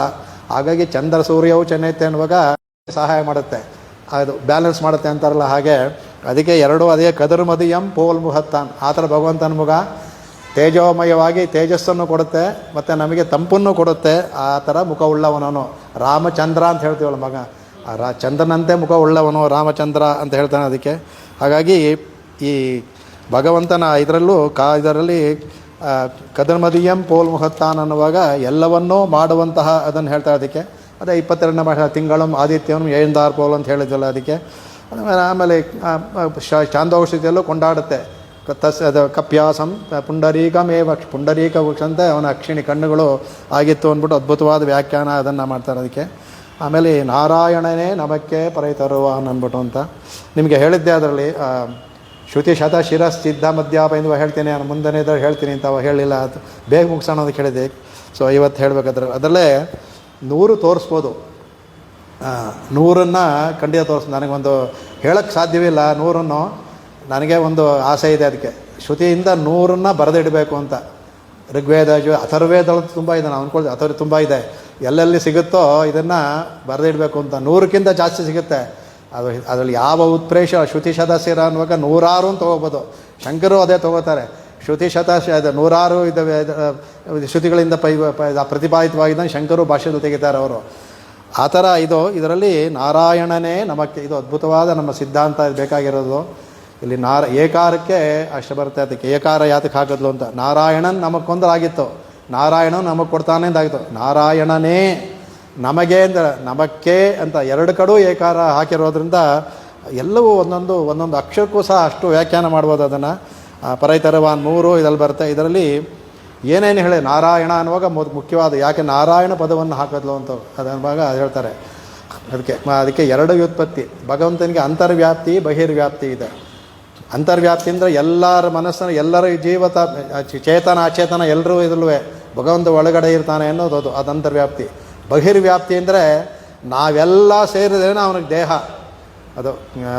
ಅದನ್ನು ಇಟ್ಕೊಂಡೆ ತಿರುಮೈಷಾಯವಾರೋ ಮತ್ತು ಎಲ್ಲ ಇದು ಮಾಡ್ತಾರೆ. ನನ್ನೊಬ್ಬನ ಬಿಡೋಕ್ಕಾಗಲ್ಲ, ನನ್ನ ಬಿಟ್ಟರೆ ನೀನು ಪೂರ್ಣ ಆಗಲ್ಲ, ಅಷ್ಟು ನಿಮಗೆ ಟೊಳ್ಳಾಗುತ್ತೆ ನಿನಗೆ, ನನ್ನನ್ನು ಬಿಟ್ಬಿಟ್ಟ ಅಂದರೆ ನಾನೂ ಬೇಕು. ಅದರಿಂದ ನನ್ನನ್ನು ನಿನ್ನನ್ನು ನಾನು ಬಿಡೋಕ್ಕಾಗಲ್ಲ, ಸರಿ, ನನ್ನನ್ನು ಬಿಡೋಕ್ಕಾಗೋದಿಲ್ಲ. ಯಾಕೆಂದರೆ ನನ್ನನ್ನು ಬಿಟ್ಟರೆ ನೀನು ಬಹಿರ್ವ್ಯಾಪ್ತಿ ಹೋಗ್ಬಿಡುತ್ತೆ ನಿಂದು ಅಂದ್ಬಿಟ್ಟು. ಅಂದರೆ ಇದನ್ನು ಭಗವಂತ ಅನುಭವಿಸೋದ್ರಲ್ಲಿ ಅದರಲ್ಲಿ ಇದರಲ್ಲಿ ನಾರಾಣಾಂ ಅಯನಂ. ಅದಕ್ಕೆ 2 ಒಂದು ತತ್ಪುರುಷ ಸಮಾಸ, 2 ಸಮಾಸಗಳಿದೆ. ಒಂದು ಬಹುವ್ರೀಹಿ ಸಮಾಸ ಅಂತ. ತತ್ಪುರುಷ ಸಮಾಸದಲ್ಲಿ ಇರಲಿ ಒಂದೇ ಪದವನ್ನು ಎರಡು ತಗೋದು. ನಾರಾಯಣಾಂ ಅಯನಂ ಯಸ್ಯ ನಾರಾಯಣ ಇದು ಸಹ ಎಲ್ಲ ನಾರಗಳಿಗೂ. ನಾರ ಅಂದರೆ ಇಡೀ ಜೀವಕೋಟಿಗಳು, ಚಿತ್ತು ಅಚಿತ್ ಏನಿದೆಯೋ ಎಲ್ಲಕ್ಕೂ ನಾರ ಅಂತ ಒಂದು ಶಬ್ದ. ಅದಕ್ಕೆ ಆ ನಾರ ಅನ್ನೋ ಶಬ್ದದಿಂದ ಎಲ್ಲವೂ ಈ ಜಗತ್ತಿನಲ್ಲಿ ಏನೇನು ವಸ್ತು ಇದೆಯೋ ಎಲ್ಲವಕ್ಕೂ ನಾರಾಹ ಅಂತ ಹೆಸರು. ಅದಕ್ಕೆ ಆ ನಾರಗಳಿಗೆ ಅಯನಂ ಯಾರು ಆಧಾರವೋ ಅದರಿಂದ ನಾರಾಯಣ. ನಾರಾಯಣಂ ಯಸ್ಯ ನಾರಾಯಣ. ಇದು ಬಹಿರ್ವ್ಯಾಪ್ತಿ ಆಯಿತು. ಅಂತರ್ವ್ಯಾಪ್ತಿ ಒಳಗೆ ಅದಕ್ಕೆ ನೀವು ಬಹುವ್ರೀ ಇದಕ್ಕೆ ಹೋಗ್ಬೇಕು. ಅದಕ್ಕೆ ಅವಾಗ ಏನು ಮಾಡಬೇಕು, ನಾರಾಹ ತತ್ಪುರುಷ ಅದು ಬಹುವ್ರೀ ಹೋಗಬೇಕು. ನಾರಾಹ ಅಯನಂ ಯಸ್ಯ ಸಹ ನಾರಾಯಣ. ನಾರಗಳು ಯಾರಿಗೆ ಆಧಾರವಾಗಿದೆಯೋ ಅಂತ ಅರ್ಥದಲ್ಲಿ ಬರುತ್ತೆ. ಪದ ಒಂದೇನೆ, ನಾರಾಯಣನೇ. ನಾರಾಹ ಅಯನಂ ಯಸ್ಯ ಸಹ. ಈ ನಾರಗಳು ಯಾರಿಗೆ ಆಧಾರ, ನಾವು ಅವನಿಗೆ ಆಧಾರವೇ. ಅವನು ಹೇಗೆ ನಮಗೆ ಆಧಾರವೋ ನಾವು ಅವನಿಗೆ ಆಧಾರವೇ. ಭಗವಂತನ ನೀವು ಹೇಳ್ಬೇಕಾದ್ರೆ ಹೇಳ್ಬೋದು, ನಾನು ನಿನಗೆ ನೀನು ನನಗೆ ಆಧಾರ, ನಾನು ನಿನಗೆ ಆಧಾರವೇ ಅಂತ. ಅವನು ನಾರಾಯಣ. ಆ ನಾರಾಯಣ ಪದ್ಯದಲ್ಲಿ ಎರಡನ್ನೂ ತೋರಿಸ್ಬೋದು. ಅವನು ಇದು ಅಂದ್ಬಿಟ್ಟು ಅಂತ ಎರಡೂ ಆಗ್ಬೋದು ಅಂದ್ಬಿಟ್ಟು. ಆದ್ದರಿಂದ ಇದು ಶ್ರುತಿನಲ್ಲೇ ಬರುವಂಥದ್ದು ಇದಲ್ಲವೇ. ಆಮೇಲೆ ಇದರಲ್ಲಿ ಸುಬಾಲೋಪನಿಷತ್ ಏಕೋಹ ವೈ ನಾರಾಯಣ ಆಸೀತೆ ನ ಬ್ರಹ್ಮ ನೇಶಾನ ಅಂತ. ಈ ಸೃಷ್ಟಿಗೆ ಮುಂಚೆ ಏಕೋಹ ವೈ ನಾರಾಯಣ ಒಬ್ಬನೇ ಇದ್ದ, ನ ಬ್ರಹ್ಮ ಈಶಾನ ಯಾರೂ ಅವಾಗಿರಲಿಲ್ಲ, ಅವನೊಬ್ಬನೇ ಇದ್ದ ಅಂದ್ಬಿಟ್ಟು ಅದೇ ಹೇಳ್ತಾರೆ. ಅದಕ್ಕೆ ಆಮೇಲೆ ಶ್ರುತಿ ಅಂದು ಸತ್ಯಂ ಜ್ಞಾನಮನಂತಂ ಬ್ರಹ್ಮ ಯೋ ವೇದ ನಿಹಿತಂ ಗುಹಾಯಾಂ ಪರಮೇ ವ್ಯೋ ಅಂತ. ಸತ್ಯ ಜ್ಞಾನ ಅನಂತ ಇವು ಮೂರು ಭಗವಂತನ ಈ ಗುಣಗಳು. ಇದು ಸತ್ಯತ್ವ ಜ್ಞಾನತ್ವ. ಅದಲ್ಲದೆ ಮೇಲೆ ಎರಡು ಬರುತ್ತೆ, ಅದು ಆನಂದತ್ವ ಅಮಲತ್ವ ನಾವು ಸೇರಿಸ್ಕೊಳ್ತೀವಿ. 5 ಅದು ಸತ್ಯತ್ವ. ಇದು ತಿರುಪಾಣ ಇವರ ತೋರಿಸೋದಕ್ಕೆ ಅದು ಶ್ರೀಭಾಷ್ಯದಲ್ಲಿ ತೆಗೆದಾರೆ. 5 ಗುಣಗಳು: ಸತ್ಯತ್ವ, ಇದು ಜ್ಞಾನತ್ವ, ಅನಂತತ್ವ, ಅಮಲತ್ವ, ಮತ್ತು ಅದೆರಡನ್ನೂ ನಾವು ಸೇರಿಸ್ಕೊಳ್ತೀವಿ. ಅದನ್ನು 5 ಗುಣಗಳು ನಾವು ಬೇಕು ಅದಕ್ಕೆ. ಸತ್ಯ ಜ್ಞಾನ ಅನಂತ. ಆಮೇಲೆ ಅಮಲತ್ವವು ಕೂಡ ನಾವೊಂದು ಮೇಲೆ ಸೇರಿಸ್ಕೊಳ್ತೀವಿ ಅದಕ್ಕೆ. ಈ 5 ಗುಣಗಳು ಅವನಿಗೆ. ಆಮೇಲೆ ಸದೇವ ಸೌಮ್ಯಮಗ್ರ ಆಸೀತ್ ನದ್ವಿಧಿ ಅವನು ಹೇಳ್ತಾನೆ. ಸದೇವ ಸತ್ಯೇವ, ಸತ್ ಅಂದರೆ ಭಗವಂತ. ಅವ್ರು ಹೇಳ್ತಾರೆ ಇವನಿಗೆ ಶ್ವೇತಕೇತುವಿಗೆ ಸತ್ಯೇವ ಅಗ್ರ ಆಸೀತ್, ಸತ್ತೇ ಮೊದಲಿತ್ತಪ್ಪ, ಅವನು ಏಕಮೇವಾದ್ವಿತೀಯಂ, ಅದ್ವಿತೀಯನಾದ ಒಬ್ಬನೇ ಇದ್ದ ಅಂತ ಅದು ಹೇಳ್ತಾರೆ. ಅದಕ್ಕೆ 3-4 ಸುಮಾರು ಕಡೆ ಬರುತ್ತೆ. ಅದಕ್ಕೆ ತತ್ವಮಸಿ ಇದು ಬರುತ್ತೆ. ಯಹ ಸರ್ವಜ್ಞ ಸರ್ವವಿತ್. ಛಂದೋಪನಿಷತ್ತು ಕೊಂಡೋಗ್ತಾರ. ಚಾಂದೋಗ್ಯ ಬೃಹದಾರಣ್ಯಕ. ಚಾಂದೋಗ್ಯ ಅಂತೂ ಅಷ್ಟು ಕೊಂಡಾಡ್ಬಿಡುತ್ತೆ ಭಗವಂತನ. ಯಹ ಸರ್ವಜ್ಞ ಸರ್ವವಿತ್, ಎಲ್ಲವನ್ನೂ ತಿಳಿದವನು, ಸರ್ವಜ್ಞ ಎಲ್ಲ ಇರುವಂಥ ಉದಯ ಕೊಡ್ತೆ ಅದಕ್ಕೆ. ಆಮೇಲೆ ಅದು ಹೇಳ್ತಾರೆ ಇದರಲ್ಲಿ ಶ್ವೇತಾಶ್ವತ ಹೇಳ್ತಾಳೆ, ಪರಾಶ ಶಕ್ತಿರ್ ವಿವಿಧೈ ಶ್ರೂಯತೆ. ಆ ಭಗವಂತನ ಶಕ್ತಿ ಇದೆಯಲ್ಲ, ವಿವಿಧೈ ಶ್ರೂಯತೆ, ಅದು ಹೇಳೋಕ್ಕಾಗಲ್ಲ, ಅನೇಕವಾಗಿದೆ. ಆದರೆ ಅದರಲ್ಲಿ ಸ್ವಾಭಾವಿಕಿ ಜ್ಞಾನಶಕ್ತಿ ಬಲಾಚ, ಆ ಷಡ್ಗುಣ ಹೇಳ್ತೀವಲ್ಲ, ಆ ಸ್ವಾಭಾವಿಕವಾಗಿ ಜ್ಞಾನಶಕ್ತಿ ಬಲ ಐಶ್ವರ್ಯವೀಯ ತೇಜಸ್ ಹೇಳ್ತೀವಲ್ಲ, ಅದು ಸ್ವಾಭಾವಿಕ. ಆದರೆ ಪರಕ್ಕೆ ಅನೇಕ ಶಕ್ತಿಗಳಿವೆ ಅಂತ. ಸರ್ವಂ ಕಲ್ವಿದಂ ಬ್ರಹ್ಮ ತಜ್ಜಲಾನ್ ಅಂತ ಅದು ಬರುತ್ತೆ. ಇದನ್ನು ಅವರು ಈ ತತ್ವಮಸಿ ಸರ್ವಂ ಕಲ್ವಿದಂ ಬ್ರಹ್ಮ ಎಲ್ಲ ಅವರ ಅದ್ವೈತದಲ್ಲಿ 4 ಮಹಾವಾಕ್ಯ. ಎಲ್ಲವೂ ಬ್ರಹ್ಮವೇ ಅನ್ನೋ ನಾವು ಬ್ರಹ್ಮನಿಗೆ ಇದು ತೊಗೊಳ್ತಾರೆ. ಅದಕ್ಕೆ ಅವ್ರಿಗೆ ಸಪೋರ್ಟ್ ಕೊಟ್ಟಂಗೆ ಆಗುತ್ತಲ್ಲ, ಇದು ತೊಗೊಳ್ತಾರೆ. ನಾವು ಇದಕ್ಕೆ ಅರ್ಥ ಮಾಡ್ತೀವಿ, ಸ್ವಲ್ಪ ವ್ಯತ್ಯಾಸ ಅರ್ಥ. ಸರ್ವಂ ನಮಗೂ ಅದಕ್ಕೇನು ಭೇದವೇ ಇಲ್ಲ. ಸರ್ವಂ ಕಲ್ವಿದಂ ಬ್ರಹ್ಮ ಹೇಳ್ತಾರೆ. ತಜ್ಜಲಾನ್ ಅಂದರೆ 3 ಪದ ಅಲ್ಲಿ ಅದಲ್ಲ ತಜ್ಜಲಾನ್ ಅನ್ನೋದಕ್ಕೆ ತಲ್ಲ ತಜ್ಜ ತನ್ನ ಅಂತ ಅದು ಸೇರಿ ಒಂದು ಪದ ಮಾಡಿದೆ. ತಲ್ಲ ತಜ್ಜ ತನ್ನ ಅಂದರೆ ಸೃಷ್ಟಿ ಸ್ಥಿತಿ ಲಯ 3, ಅದು ತಜ್ಜಲಾನ್ ಅಂತ. ಯಾರು ಸೃಷ್ಟಿ ಸ್ಥಿತಿ ಲಯವನ್ನು ಉಂಟು ಮಾಡ್ತಾನೋ ಅದು ಒಂದು ಪದದಲ್ಲಿ ಹೇಳ್ಬಿಡ್ತದು. ವ್ಯಾಖ್ಯಾನ ಮಾಡದೆ ನಮಗೆ ಅರ್ಥವೇ ಸಿಗೋಲ್ಲ. ಸಂಸ್ಕೃತದಲ್ಲಿ ಯಾವ ಅರ್ಥವೂ ಸಿಗೋಲ್ಲ. ವ್ಯಾಖ್ಯಾನಕಾರ ಮಾಡೋದ್ರಿಂದ ಅದಕ್ಕೆ ಅದು ತಲ್ಲ ತಜ್ಜ ತನ್ನ ಅದು ಸೇರಿ ಆಗಿದೆ ಅಂದ್ಬಿಟ್ಟು ಅಂತ ಅದು ಕೊಂಡಾಡುತ್ತೆ. ಆಮೇಲೆ ಏಷ ಸರ್ವೇಶ್ವರ, ಏಷ ಸರ್ವಜ್ಞ, ಏಷೋ ಅಂತರ್ಯಾಮಿ, ಆಮೇಲೆ ಏಷೋ ಯೋನಿ, ಏಷಃ ಯೋನಿ, ಸರ್ವಸ್ಯ ಪ್ರಭಾವಸ್ಯ ಪ್ರಭಾವಹಿ ಭೂತಾನ್. ಮಾಂಡುಕ್ಯೋಪನಿಷತ್ ಕೊಂಡಾಡೋದು ಅದು. ಅದರಲ್ಲಿ ಎಲ್ಲಕ್ಕೂ ಈಶ್ವರ ಸರ್ವಜ್ಞ, ಅವನು ಎಲ್ಲರಿಗೂ ಅಂತರ್ಯಾಮಿ ಇದ್ದಾನೆ. ಏಷ ಅಂದರೆ ಎಲ್ಲರಿಗೂ ಅವನು. ಯೋನಿ ಅಂದರೆ ಆಧಾರ. ಯೋನಿ ಅಂದರೆ ಆಧಾರ ಅಂತ ಅರ್ಥ. ನಾವು ಮಾಡುವ ಅರ್ಥವೋ ಅದಕ್ಕೆ ಆಧಾರ ಅಂತ. ಒಂದು ಜಾಗಕ್ಕೆ ಯೋನಿ ಅಂತ. ಯೋನಿ ಅಂತ ಒಂದು ಜಾಗ ಅಂತ. ಯಾಗ ಯೋನಿ ಅಂದರೆ ಯಾಗದ ಜಾಗ ಅಂತ ಅರ್ಥ. ನಾವು ಅದೇ ಬೇರೆ ಅರ್ಥದಲ್ಲಿ ಮಾಡ್ತೀವಲ್ಲ ಆ ಥರ. ಅದು ಎಲ್ಲಿಂದ ಬರುತ್ತೋ ಅನ್ನೋದಕ್ಕೂ ಅದಕ್ಕೆ ಇದೆಲ್ಲ ಮಾಡ್ತೀವಿ ನಾವು. ಅದು ಎಲ್ಲಿಂದ ಯಾವುದು ಬರುತ್ತೋ ಅಂತ ನಾವು ಭಗವಂತನ ಎಲ್ಲರೂ ಉತ್ಪನ್ನವಾಗೋದ್ರಿಂದ ಜಗದ್ಯೋನಿ ಭಗವಂತ ಅವನು ಹೇಳ್ತಾರೆ. ಅವನು ಎಲ್ಲರಿಗೂ ಪ್ರಭಾವಸ್ಯ, ಎಲ್ಲರಿಗೂ ಅವನ ಪ್ರಭಾವ ಇಟ್ಟವರು ಅಂತ ಹೇಳ್ತಾನೆ ಅದಕ್ಕೆ. ಆಮೇಲೆ ವೃಕ್ಷ ಇವ ಸ್ತಬ್ಧೋ ದಿವಿತಿಷ್ಠತ್ಯೆ ಕಸ್ತೆ ನೇದಂ ಪೂರ್ಣಂ ಪುರುಷೇದ ಸರ್ವಂ. ಭಗವಂತ ವೃಕ್ಷ ಇವ ಸ್ತಬ್ಧ, ವೃಕ್ಷ ಹೇಗಿರುತ್ತೋ ಹಾಗೆ ಭಗವಂತ ನಿಂತ್ಕೊಂಡಿದ್ದಾನಂತೆ. ನಿಂತ್ಕೊಂಡು ಯಾವುದು ಮಾಡ್ತಾನೆ, ಅವನು ಭೂಮಿ ಮೇಲೆ ನಿಂತ್ಕೊಂಡಿದ್ದಾನೆ ಅಂತ. ನಾವು ಹತ್ಕೋಬೇಕಷ್ಟೇ ಮರಕ್ಕೆ, ನಾವು ಹತ್ಕೊಳ್ಳೋದಿಲ್ಲ ಅಷ್ಟೇ, ನಿಂತ್ಕೊಂಡಿದ್ದಾನೆ ಆಮೇಲೆ. ಆಮೇಲೆ ಹೇಳ್ತೇವೆ ನಾರಾಯಣಾದ್ ಬ್ರಹ್ಮ ಜಾಯತೆ, ನಾರಾಯಣಾದ್ ರುದ್ರೋ ಜಾಯತೆ, ನಾರಾಯಣಾದ್ ಇಂದ್ರೋ ಜಾಯತೆ ಅಂತ ನಾರಾಯಣ ಉಪನಿಷತ್. ನಾರಾಯಣನಿಂದಲೇ ಬ್ರಹ್ಮ ರುದ್ರ ಎಲ್ಲರೂ ಬಂದರು ಅಂತ ನೇರವಾಗಿ ಹೇಳುತ್ತೆ. ಸರ್ವರಸಃ ಸರ್ವಗಂಧ ಅವಾಕಿ ಅನಾದರ ಅಂತ ಕೊಂಡಾಡುತ್ತೆ ಅದಕ್ಕೆ. ಆಮೇಲೆ ಏಷಕ್ಕೇವಾನಂದ ಯಾತಿ, ಯಾರು ಆನಂದ ಪಡಿಸೋನು, ಏಷಹಿ ಏವ ಆನಂದ, ಎಲ್ರಿಗೂ ಆನಂದ, ಅದೇ ಮುಕ್ತಾನಂದ. ಏಷಹಿ ಏವ, ಇವನೇ ಅಲ್ವೇ ಎಲ್ರಿಗೂ ಆನಂದ ಕೊಡುವನು ಅಂದ್ಮಾಡಿದ್ರೆ. ಆಮೇಲೆ ಇನ್ನೂ ಹೇಳ್ತಾರೆ, ಅದಕ್ಕಿಂತ ಮುಖ್ಯ ಮಾತಾ ಪಿತಾ ಭ್ರಾತ ನಿವಾಸ ಶರಣಂ ಸುವೃತೆ. ಎಲ್ಲರಿಗೂ ಮಾತಾ ಅವನು, ಈ ಜನ್ಮದಲ್ಲಿ ತಂದೆ ತಾಯಿ ನಾವು ಬೇರೆ, ಇನ್ನೊಂದು ಜನ ಬೇರೆ ಯಾರೋ ಇರ್ತಾರೆ, ಹಿಂದೆ ಯಾರೋ ಇದ್ದರು. ಯಾವಾಗಲೂ ಯಾರು ಸರ್ವೇಶಂ ಏನಂದರೆ ಮಾತಾ ಪಿತಾ ಭ್ರಾತ ನಿವಾಸ, ನಮ್ಮಲ್ಲಿರೋನು ಶರಣಂ ಸುಹೃತೆ. ನಮಗೆ ಶರಣ ಸುಹೃತ್ ಅಂದರೆ ಎಲ್ಲೂ ಇರೋನು ಯಾರೋನು ಗತಿ. ಸುಬಾಲೋಪನಿಷತ್ತು ಗತಿ ಅಂದರೆ ಅವನೇ ನಮಗೆ ದಾರಿ ತೋರಿಸೋನು ಅಂತ ಹೇಳಿದೆ. ಆಮೇಲೆ ಯಥೋವಾ ಇಮಾನಿ ಭೂತ ನಿಜ, ಇದು ಬ್ರಹ್ಮಸೂತ್ರದಲ್ಲಿ ಬರುವಂಥ ಮುಖ್ಯವಾದ ಇದು. ಯೇ ನ ಜಾತ ನಿಜೀವಂತಿ ಯತ್ ಪ್ರಯಂತಿ ಅಭಿಸಂವಿಶಂತಿ. ಯಾರಿಂದ ಇಮಾನಿ ಭೂತಾನಿ, ಈ ಭೂತಗಳೆಲ್ಲ ಹುಟ್ಟುತ್ತೋ, ಏನ ಜಾತಾನಿ ಎಲ್ಲೋ ಯಾರಿಂದ ಕಾಪಾಡಲ್ಪಡುತ್ತೋ, ಯತ್ ಪ್ರಿಯಂ ಕಡೆಯಲ್ಲಿ ಯಾರ ಎಲ್ಲಿ ಹೋಗಿ ಸೇರಿಕೊಳ್ಳುತ್ತೋ ಅಂತ ಭಗವಂತನ ಕೊಂಡಾಡುತ್ತೆ ಅದಕ್ಕೆ.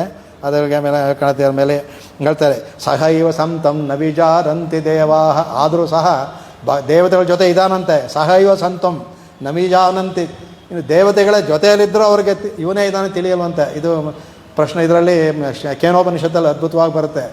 ಭಗವಂತ ಜೊತೆಯಲ್ಲಿದ್ದರೂ ದೇವತೆಗಳೇ ತಿಳ್ಕೊಳ್ತೇ ಇರ್ಬೇಕು, ಮನುಷ್ಯರಾಗಿ ತಿಳ್ಕೊಳ್ತೀವಿ. ನವಿಜಾನಂತಿ ದೇವಾಹ ಅದು ಕೊಂಡಾಡುತ್ತೆ. ಜ್ಯೋತಿಷಾಂ ಜ್ಯೋತಿ, ಜ್ಯೋತಿಷ್ಸಿಗೆಲ್ಲ ಜ್ಯೋತಿಷ್ ಇಲ್ಲ, ಬೇರೆ ಬೇರೆ ಶ್ರುತಿಗಳು ಇದು. ಅದಕ್ಕೆ ಹೇಳ ಇಷ್ಟು 100 ಅನ್ನುವಾಗ 25 ಬಂತ, ಇವಾಗಲೇ 100 ಮಾಡ್ಬೋದು ಇನ್ನೂ ಅದನ್ನು. ಸಾಕ್ಷಾತ್ ನಾರಾಯಣೋ ದೇವ ಅದಕ್ಕೆ ಇದ್ಕೊಂಡಿರ್ತಾ ಇದ್ದ ಮೇಲೆ ಅದಕ್ಕಿಂತ ಮುಖ್ಯವಾಗಿ ಹೇಳ್ತಾರೆ ಅವನು ಸಾಕ್ಷಾತ್ ನಾರಾಯಣೋ ದೇವ ಅದು ಕೃತ್ವಾ ಮರ್ತ್ಯಮಯೀಂ ತನೋಂ. ಅವನು ನಾರಾಯಣ ಸಾಕ್ಷಾತ್ ಈತ ಹೇಳಿದಂಥ ನಾರಾಯಣನೇ ಕೃತ್ಯ ಮರ್ತ್ಯಂ, ನಮ್ಮ ಥರ ಮಾನುಷ ರೂಪದಲ್ಲಿ ಮರ್ತ್ಯಮಯೀಂ ತನೋಂ ಕೃತ್ವ ಬಂದ್ಬಿಟ್ಟು ಭೂಮಿಗೆ ಅವತಾರ ಮಾಡಿದನಂತೆ. ತನು ಯಾಕೆ ಅಂದರೆ ಮಗ್ನಾನ್ ಉದ್ಧರತೆ ಲೋಕವನ್ನು ಉದ್ಧಾರ ಮಾಡಬೇಕು ಅಂತ ನೋಡ್ದ. ವೃಕ್ಷ ಇವ ಸ್ತಬ್ಧೋ ದಿವಿತಿಷ್ಠತ್ಯೇಕಂ ತೇನೇ ದೇಹಂದು ಹೇಳೋದು ಶ್ರುತಿ ಹೇಳಿದ್ರು ಸಹ ನಾವು ಯಾರು ಆ ಮಗದ ಹತ್ತಿರಕ್ಕೂ ಹೋಗಲಿಲ್ಲ, ಮುಟ್ಟೋದ್ಲೂ ಇಲ್ಲ, ಇದು ಮಾಡಲಿಲ್ಲ. ಅದಕ್ಕೆ ಅವನೇ ಕೆಳಗಿಳಿದುಬಿಟ್ಟ. ಮಗ್ನಾನ್ ಉದ್ಧರತೆ, ಯಾಕೆಂದರೆ ಎಲ್ಲರೂ ಉದ್ಧಾರ ಮಾಡಬೇಕು ಅಂತ. ಕಾರುಣ್ಯ, ಯಾಕಂದ್ರೆ ಅವನ ಕರುಣೆಯಿಂದ ಶಾಸ್ತ್ರಪಾಣಿನ, ಶಾಸ್ತ್ರವನ್ನು ಇಟ್ಕೊಂಡು ಬಂದೆ. ಅವನು ಹೇಳಿದ್ದ ಶಾಸ್ತ್ರವನ್ನು ವೇದಗಳಲ್ಲಿ ಹೇಳಿದ ಎಲ್ಲ, ಆದರೂ ಸಹ ಬಂದ ಅಂದ್ಬಿಟ್ಟು ಹೇಳುತ್ತೆ. ಅಂತಹ ಇವನು ಬಂದಹ ಇದು ಅಂದ್ಬಿಟ್ಟು ಅಂತ ಆ ನಾರಾಯಣನಕ್ಕೆ ಇನ್ನೂ ಪದವಿಡ್ತೇನೆ. ಅದಕ್ಕೆ ಆಪೋ ನಾರ, ಈ ನೀರಿಗೆ ನಾರ ಅನ್ನೋದಕ್ಕೆ ಅರ್ಥ ನೀರು ಅಂತ ಅರ್ಥ. ಜಗದಲ್ಲಿ ಇರೋ ನೀರಿಗೆ ಅಂತ, ನೀರಲ್ಲಿಂದ ಎಲ್ಲ ಉಂಟಾಗೋದು ಇರೋದ್ರಿಂದಾನೆ. ಈ ನಾವು ನೀರಲ್ಲಿರೋ ಜಲಜಂತುಗಳೆಲ್ಲ ಎಲ್ಲರೂ ಉಂಟಾಗಿದ್ದು ನೀರಿಂದಾನೆ. ನೀವು ಅದನ್ನು ನೋಡ್ತವ್ರು ಅಂದರೆ ಕಡೆಗೆ ಪೃಥ್ವಿ, ಅದರ ಆಕಾಶಾದ್ ವಾಯೋರಗ್ನಿ ಅಗ್ನೇರಾಪ ಅದ್ಭ್ಯ ಪೃಥಿವ್ಯಾ ಓಷಧಯ ಅಂತ. ನೀರಿನ ತೇಜಸ್ಸಿಂದ ನೀರು, ನೀರಿನಿಂದ ಭೂಮಿ ಅಂತೂ, ಭೂಮಿಯಿಂದ ಎಲ್ಲರೂ ಬಂದರು. ಹಾಗಾಗಿ ಆಪೋವನ್ನು ನಾರ ಅನ್ನುವಾಗ ಎಲ್ಲೂ ಬರ್ತೇವೆ. ಆಪೋವೈ ನರಸೂನವಃ, ಅವನೇ ಆಪೋವೈ ನರಸೂನವಾದ ಅವನೇ ಎಲ್ಲಿ ಮಾಡ್ತು. ಆಮೇಲೆ ತಾ ಯದಸ್ಯ ಅಯನಂ ಪೂರ್ವಂ ತೇ ನಾರಾಯಣವತ. ತಾ ಯದಸ್ಯ ಅಯನಂ ಪೂರ್ವಂ, ಯಾರು ಎಲ್ಲರಿಗೂ ಆಧಾರವಾಗಿದ್ದಾನೋ ಅದು, ಅದರಿಂದ ಅವನಿಗೆ ನಾರಾಯಣ ಅಂತ ಹೇಳುತ್ತೆ ಅಂತ ಹೇಳ್ತಾರಕ್ಕೆ. ಆಮೇಲೆ ನಾರೋ ನಾರಾಣಾಂ ಸಂಗಾತತ್ ತಸ್ಯಾಹಂ ಅಯನಂಗತಿ. ಅವನಿಗೆ ನಾರ ಅಂದರೆ ನರಾಣಾಂ ಸಂಗಾತ, ಈ ನರಗಳ ಸಮೂಹ ಇದೆಯಲ್ಲ ಅದಕ್ಕೂ ಸಹ ಅಯನಂ, ಅವರಿಗೆಲ್ರಿಗೂ ಅಯನ, ಅವನೇ ಆಧಾರ, ಗತಿ ಅವನು ಹೇಳ್ತಾರೆ. ಅದಕ್ಕೆ ತೇನಾಸ್ಮಿನ್ ಮುನಿಬಿರ್ನಿತ್ಯಂ ನಾರಾಯಣೀತಿ ಭಗವಾನ್ ಹೇಳ್ತಾರೆ. ಅದಕ್ಕೆ ತೇನಾಸ್ಮಿ, ನಾನು ಅವರಿಗೆಲ್ಲೋ ಅದಕ್ಕೆ ಮುನಿ ಅಂತ ಹೇಳಿದೆ, ಅವರಿಗೆ ನಾನು ಆಧಾರಗಿದೆ, ಅದರಿಂದ ನನಗೆ ನಾರಾಯಣ ಇತಿ ಇರತ್ತೆ, ನನಗೆ ನಾರಾಯಣ ಅಂತ ಕರೀತಾರೆ ಅಂತ ಭಗವಂತನೇ ಹೇಳೋ ಮಾತಿದು. ಕಡೆಗೆ ಇನ್ನೊಂದು ಹೇಳ್ತಾರೆ ಇದಂತೂ ಪೆರಿಯ ಪರಕಾಲ ಸ್ವಾಮಿಗಳಂತೂ ಒಂದು 25 ತೋರಿಸ್ಬಿಟ್ಟಿದ್ದಾರೆ. ಹೇಳೋಕ್ಕೆ ಅಷ್ಟು ಸಮಯ ಆಗಲ್ಲ. ಒಂದು 25 ವ್ಯುತ್ಪತ್ತಿ ಅದ್ಭುತವಾದ ವ್ಯಾಖ್ಯಾನ ಅವ್ರದ್ದು. ಅದರಲ್ಲಿ ತೊಗೊಂಡ್ರು, ನಾನು 2-3 ತೊಗೊಂಡೆ ಮುಖ್ಯವಾಗಿದ್ದು. 20-25 ತೋರಿಸಿದ್ದಾರೆ. ಅದಕ್ಕೆ ನಾರಶಬ್ದೇನ ಜೀವಾನಾಂ ಸಮೂಹ, ಇನ್ನು ನಾರಶಬ್ದದಿಂದ ಜೀವಗಳ ಸಮೂಹಗಳೆಲ್ಲೂ ತೋರಿಸುತ್ತೆ. ಪ್ರೋಚ್ಯತೆ ಅದು ಪೊರ್ಚ್ಯತೆ ಬುಧೈ ಯಾರು ಮಹರ್ಷಿಗಳಾದಂಥ ವ್ಯಾಸರಮಾರ್ ಅವರು ಹೇಳಿದ್ದಾರೆ ಅದಕ್ಕೆ ತೇಷಾಂ ಅಯನಭೂತತ್ವಾತ್. ಅದರಿಂದ ಈ ಅಯನಗಳಿಗೆ ಭೂತಗಳಿಗೆಲ್ಲ ಅಯನ ಆದ್ದರಿಂದ ನಾರಾಯಣ ಇತ್ಯೋಚ್ಯತೆ ಅಂತ ಹೇಳ್ತಾರೆ. ಅದರಿಂದ ನಾರಾಯಣ ಅನ್ನೋದು ಯಾತಕ್ಕೆ ನಾರಾಯಣ ಆದರೆ ಅವನನ್ನೇ ನಮಗೆ ಹೋಗಬೇಕು, ನಾವು ಅವನೇ ನಮಗೆ ಕಾಲ ಅಂದ್ಬಿಟ್ಟು ಅಂತ ಹೇಳೋದು. ಆ ಏಕಾರ ಹಾಕಿದ್ದರಿಂದ ಅವನೇ, ಏಕೆಂದರೆ ಅವನ್ನ ಬಿಟ್ಟು ಇನ್ಯಾರಿಗೂ ನಮಗೆ ಮೋಕ್ಷವನ್ನು ಕೊಡಲು ಸಾಧ್ಯವಿಲ್ಲ. ಅದರಿಂದ ಏಕಾರ ಅದು ಹೇಳ್ತಾರೆ. ಯಾರು ಹೇಳ್ತಾರೆ ಕುಲಂತರಂ ಶಲ್ವಂತರಂ ಇವರು ಹೇಳ್ತಾರೆ, ಎಲ್ಲವನ್ನೂ ಹೇಳ್ತಾರೆ. ಯಾಕೆ ನಿಲಂತರಂ ಚರಿಯೋದು ಅವರು ಹೇಳೋದು ಎಲ್ಲವನ್ನೂ ಹೇಳ್ತಾರೆ. ವೀಳ್ ವಿಷಂ ಅರೋಳು ಪೊರಿಳಂ ಎಲ್ಲ ಬರ್ತಾರೆ. ಏನು ಕಂಡುಕೊಂಡೆ ಅಂತಾರೆ, ಹೆಸರನ್ನ ಏನು ಕಂಡು ನಾರಾಯಣ ಎಂಡ್ರಂ ನಾಮಂ, ನಾರಾಯಣನ ಹೆಸರಿನಿಂದ ಕಂಡುಕೊಂಡ ಎಲ್ಲವನ್ನೂ ಕೊಡುತ್ತೆ. ಇನ್ನೂ ತುಂಬ ಚೆನ್ನಾಗಿದೆ. ಮೊದಲನೇ ತಕ್ಷಣದಲ್ಲಿ ಏನೇನು ಮಾಡ್ತಾ ಇರೋದು ಕಡೆಗೆ ಯಾರು ಹೇಳ್ತಾರೆ, ಏನು ಬೇರೆ ಹೇಳ್ತಾರೆ, ಪೆತ್ತ ತಾಯಿನಂ ಆಯನ ಚಯ್ಯಂ, ಅವನೇ ತಾಯಿ ಆಗ್ತಾ ತಂದೆ ಆಗ್ತಾನೆ ಅಂತ ನಲಂತರಂ. ಅದು ಆ ಸೊಲ್ಲೆ ಆ ಒಂದು ಏನು ಅಂತ ನಾರಾಯಣ ನಿನ್ನ ನಾನು ಕಂಡುಕೊಂಡೆ ಏನಂತ ಅದು ಹೇಳ್ತಾರೆ. ಆಮೇಲೆ ಕಣ್ಣನ್ ಕೈಯಲಿನೈ ನುಣ್ಣಂ ಮನಮುಡಯೀರ್ ಎಣ್ಣಂ ತಿರುನಾನಂ ತಿಣ್ಣಂ ನಾರಾಯಣಮೇ ಅಂತ ತಿರುವಾಗಲು ಹೇಳ್ತಾರೆ. ಅದಕ್ಕಿಂತ ಆಮೇಲೆ ಸ್ವಾಮಿ ಹೇಳ್ತಾರೆ ಇದರಲ್ಲಿ ಕಾಮಾಸಿಕಾಕ್ಷರದಲ್ಲಿ ತ್ವಯಿ ರಕ್ಷತೆ ರಕ್ಷತೈ ಕಿಮನ್ಯೈ ತ್ವಯಿ ಚ ರಕ್ಷತೆ ರಕ್ಷತೈ ಕಿಮನ್ಯೈ. ನೀ ತ್ವಯಿ ರಕ್ಷತಿ, ನೀನನ್ನು ಕಾಪಾಡಬೇಕಾದ್ರೆ ಅನ್ಯೈ ಬೇರೆ ಹೋಗೋ ಅವಶ್ಯಕತೆ ಇದೆ. ನನಗೆ ಮೊದಲನೇ ಅಂಗಡಿನಲ್ಲೇ ನಿಮಗೆ ಎಲ್ಲ ಸಿಕ್ಬಿಟ್ರೆ ಇನ್ನೊಂದು ಅಂಗಡಿಗೆ ಹೋಗೋ ಅವಶ್ಯಕತೆ, ಒಳ್ಳೆ ನೀವು ಬೇಕಾಗಿದ್ದು ಇನ್ನೊಂದು ಅಂಗಡಿಗೆ ಹೋಗೋ ಅವಶ್ಯಕತೆ ಇಲ್ವಲ್ಲ. ತ್ವಯಿ ರಕ್ಷತಿ ಕಿಮನ್ಯೈ, ಬೇರೆಗೆ ಹೋಗೋದಿಲ್ಲ. ಒಂದು ವೇಳೆ ತ್ವಯಿ ಚ ರಕ್ಷತಿ, ಅಲ್ಲಿ ತ್ವಯಿ ಚ ಅರಕ್ಷತಿ, ಅದು ನೀನು ನನ್ನ ಕಾಪಾಡದೇ ಇದ್ದರೆ, ಒಂದು ವೇಳೆ ನೀನು ಕಾಪಾಡದೇ ಇದ್ದರೆ ರಕ್ಷತೆ ಬೇರೆ ಅಂದರೆ ನಿನ್ನ ಅಂಗಡಿಯಲ್ಲಿ ಸಿಗದೇ ಇದ್ದರೆ ಬೇರೆ ಅಂಗಡಿಗಳಲ್ಲಿ ಸಿಗುತ್ತೆ ಅಂತ. ನೀನು ಕಾಪಾಡದೇ ಇದ್ದರೆ ಬೇರೆ ಯಾರು ಕಾಪಾಡೋಕ್ಕೆ ಸಾಧ್ಯ? ನೀನು ಕಾಪಾಡಿದ್ರೆ ಬೇರೆ ಕಡೆ ಹೋಗೋ ಅವಶ್ಯಕತೆ ಇಲ್ಲ. ನೀನು ಕಾಪಾಡದೇ ಇದ್ದರೂ ಬೇರೆ ಕಡೆ ಹೋಗೋಕ್ಕಾಗಲ್ಲ, ಯಾಕೆಂದರೆ ಅವರು ಕಾಪಾಡೋಕ್ಕೆ ಸಾಧ್ಯವಿಲ್ಲ. ಅದು ಅಬ್ದುವಾದ ತ್ವಯಿ ಚ ರಕ್ಷತಿ ಕಿಮನ್ಯೆ ಅನ್ನೋದು ಅದನ್ನು ಕಡೆಗೆ ಅದನ್ನೇ ಹೇಳ್ತಾರೆ. ಅದಕ್ಕೆ ಉಂತನ್ನೋಡುರ್ವೇಲ್ ನಮಕ್ಕೆ ಹಿಂಗೆ ಒழிಯಾದನ್ನು ಮುಂದೆ ಹೇಳ್ತಾಳೆ ಅದನ್ನು ಇದನ್ನು ಹೇಳ್ತಾಳೆ. ಅದಕ್ಕೆ ಇದರಿಂದ ನಾರಾಯಣನೇ ನಮಕ್ಕೆ ಅನ್ಬೇಕಾದಂದರೆ ಈ ಜೀವಾತ್ಮ ನಮಗೆ ಬೇರೆ ಯಾರೂ ಕೊಡೋಕ್ಕೆ ಸಾಧ್ಯವಿಲ್ಲ. ನಮಕ್ಕೆ ಅಂದರೆ ಬೇರೆ ಯಾರಾದರೂ ಕೊಡೋ ಅಂದರೆ ಇದು ಇಲ್ಲಿ ಸಿಗುತ್ತೆ, ಬೇರೆ ಕಡೆಯೂ ಸಿಗುತ್ತೆ. ಇದೇ ಥರ ಈ ಮಾಲಲ್ಲೂ ಆ ಮಾಲು ಆ ಥರ ಇಲ್ಲ. ಇದು ಒಂದೇ ಮಾಲ್, ಇದು ಒಂದೇ ಮಾಲು ಶಂಗನ್ ಮಾಲ್ ಒಂದೇ ಮಾಲ್. ಇದು ಇನ್ಯಾವ ನೀವು ಫೋನಿಕ್ಸು ಯಾವ ಮಾಲಲ್ಲೂ ಸಿಗಲ್ಲ. ಶಂಗನ್ ಮಾಲ್ ಒಂದೇ ಮಾಲ್, ಅದು ಅದರಲ್ಲೇ ಸಿಗುತ್ತೆ. ಅದು ಅದರಿಂದ ನಮಕ್ಕೆ ಅಂದರೆ ಅನ್ಯೋನ್ಯ ಪರಸ್ಪರ, ಅದು ನಮ್ಮ ಸಿದ್ಧಾಂತದಲ್ಲಿ ಅಪೃಥಕ್ ಸಿದ್ಧಾಂತ ಅಂದ್ಬಿಟ್ಟು ಅಂತ ಹೇಳಿದ್ನಲ್ಲ.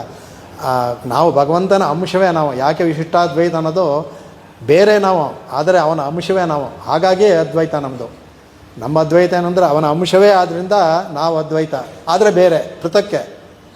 ಅದಕ್ಕೆ ಅಪೃಥಕ್ ಸಿದ್ಧಾಂತ. ಅದಕ್ಕೆ ಬೇರೆ, ಆದರೆ ಬೇರೆ ಮಾಡಲಾಗದಂಥ ಬೇರೆ.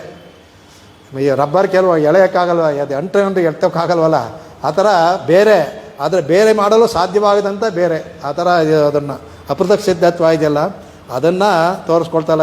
ಅದನ್ನೇ ಅದಕ್ಕೆ ಉರವೇ ಅಂದರೆ ನಮ್ಮ ಇದನ್ನು ಬೇರೆ ಪಡಲು ಸಾಧ್ಯವಿಲ್ಲ.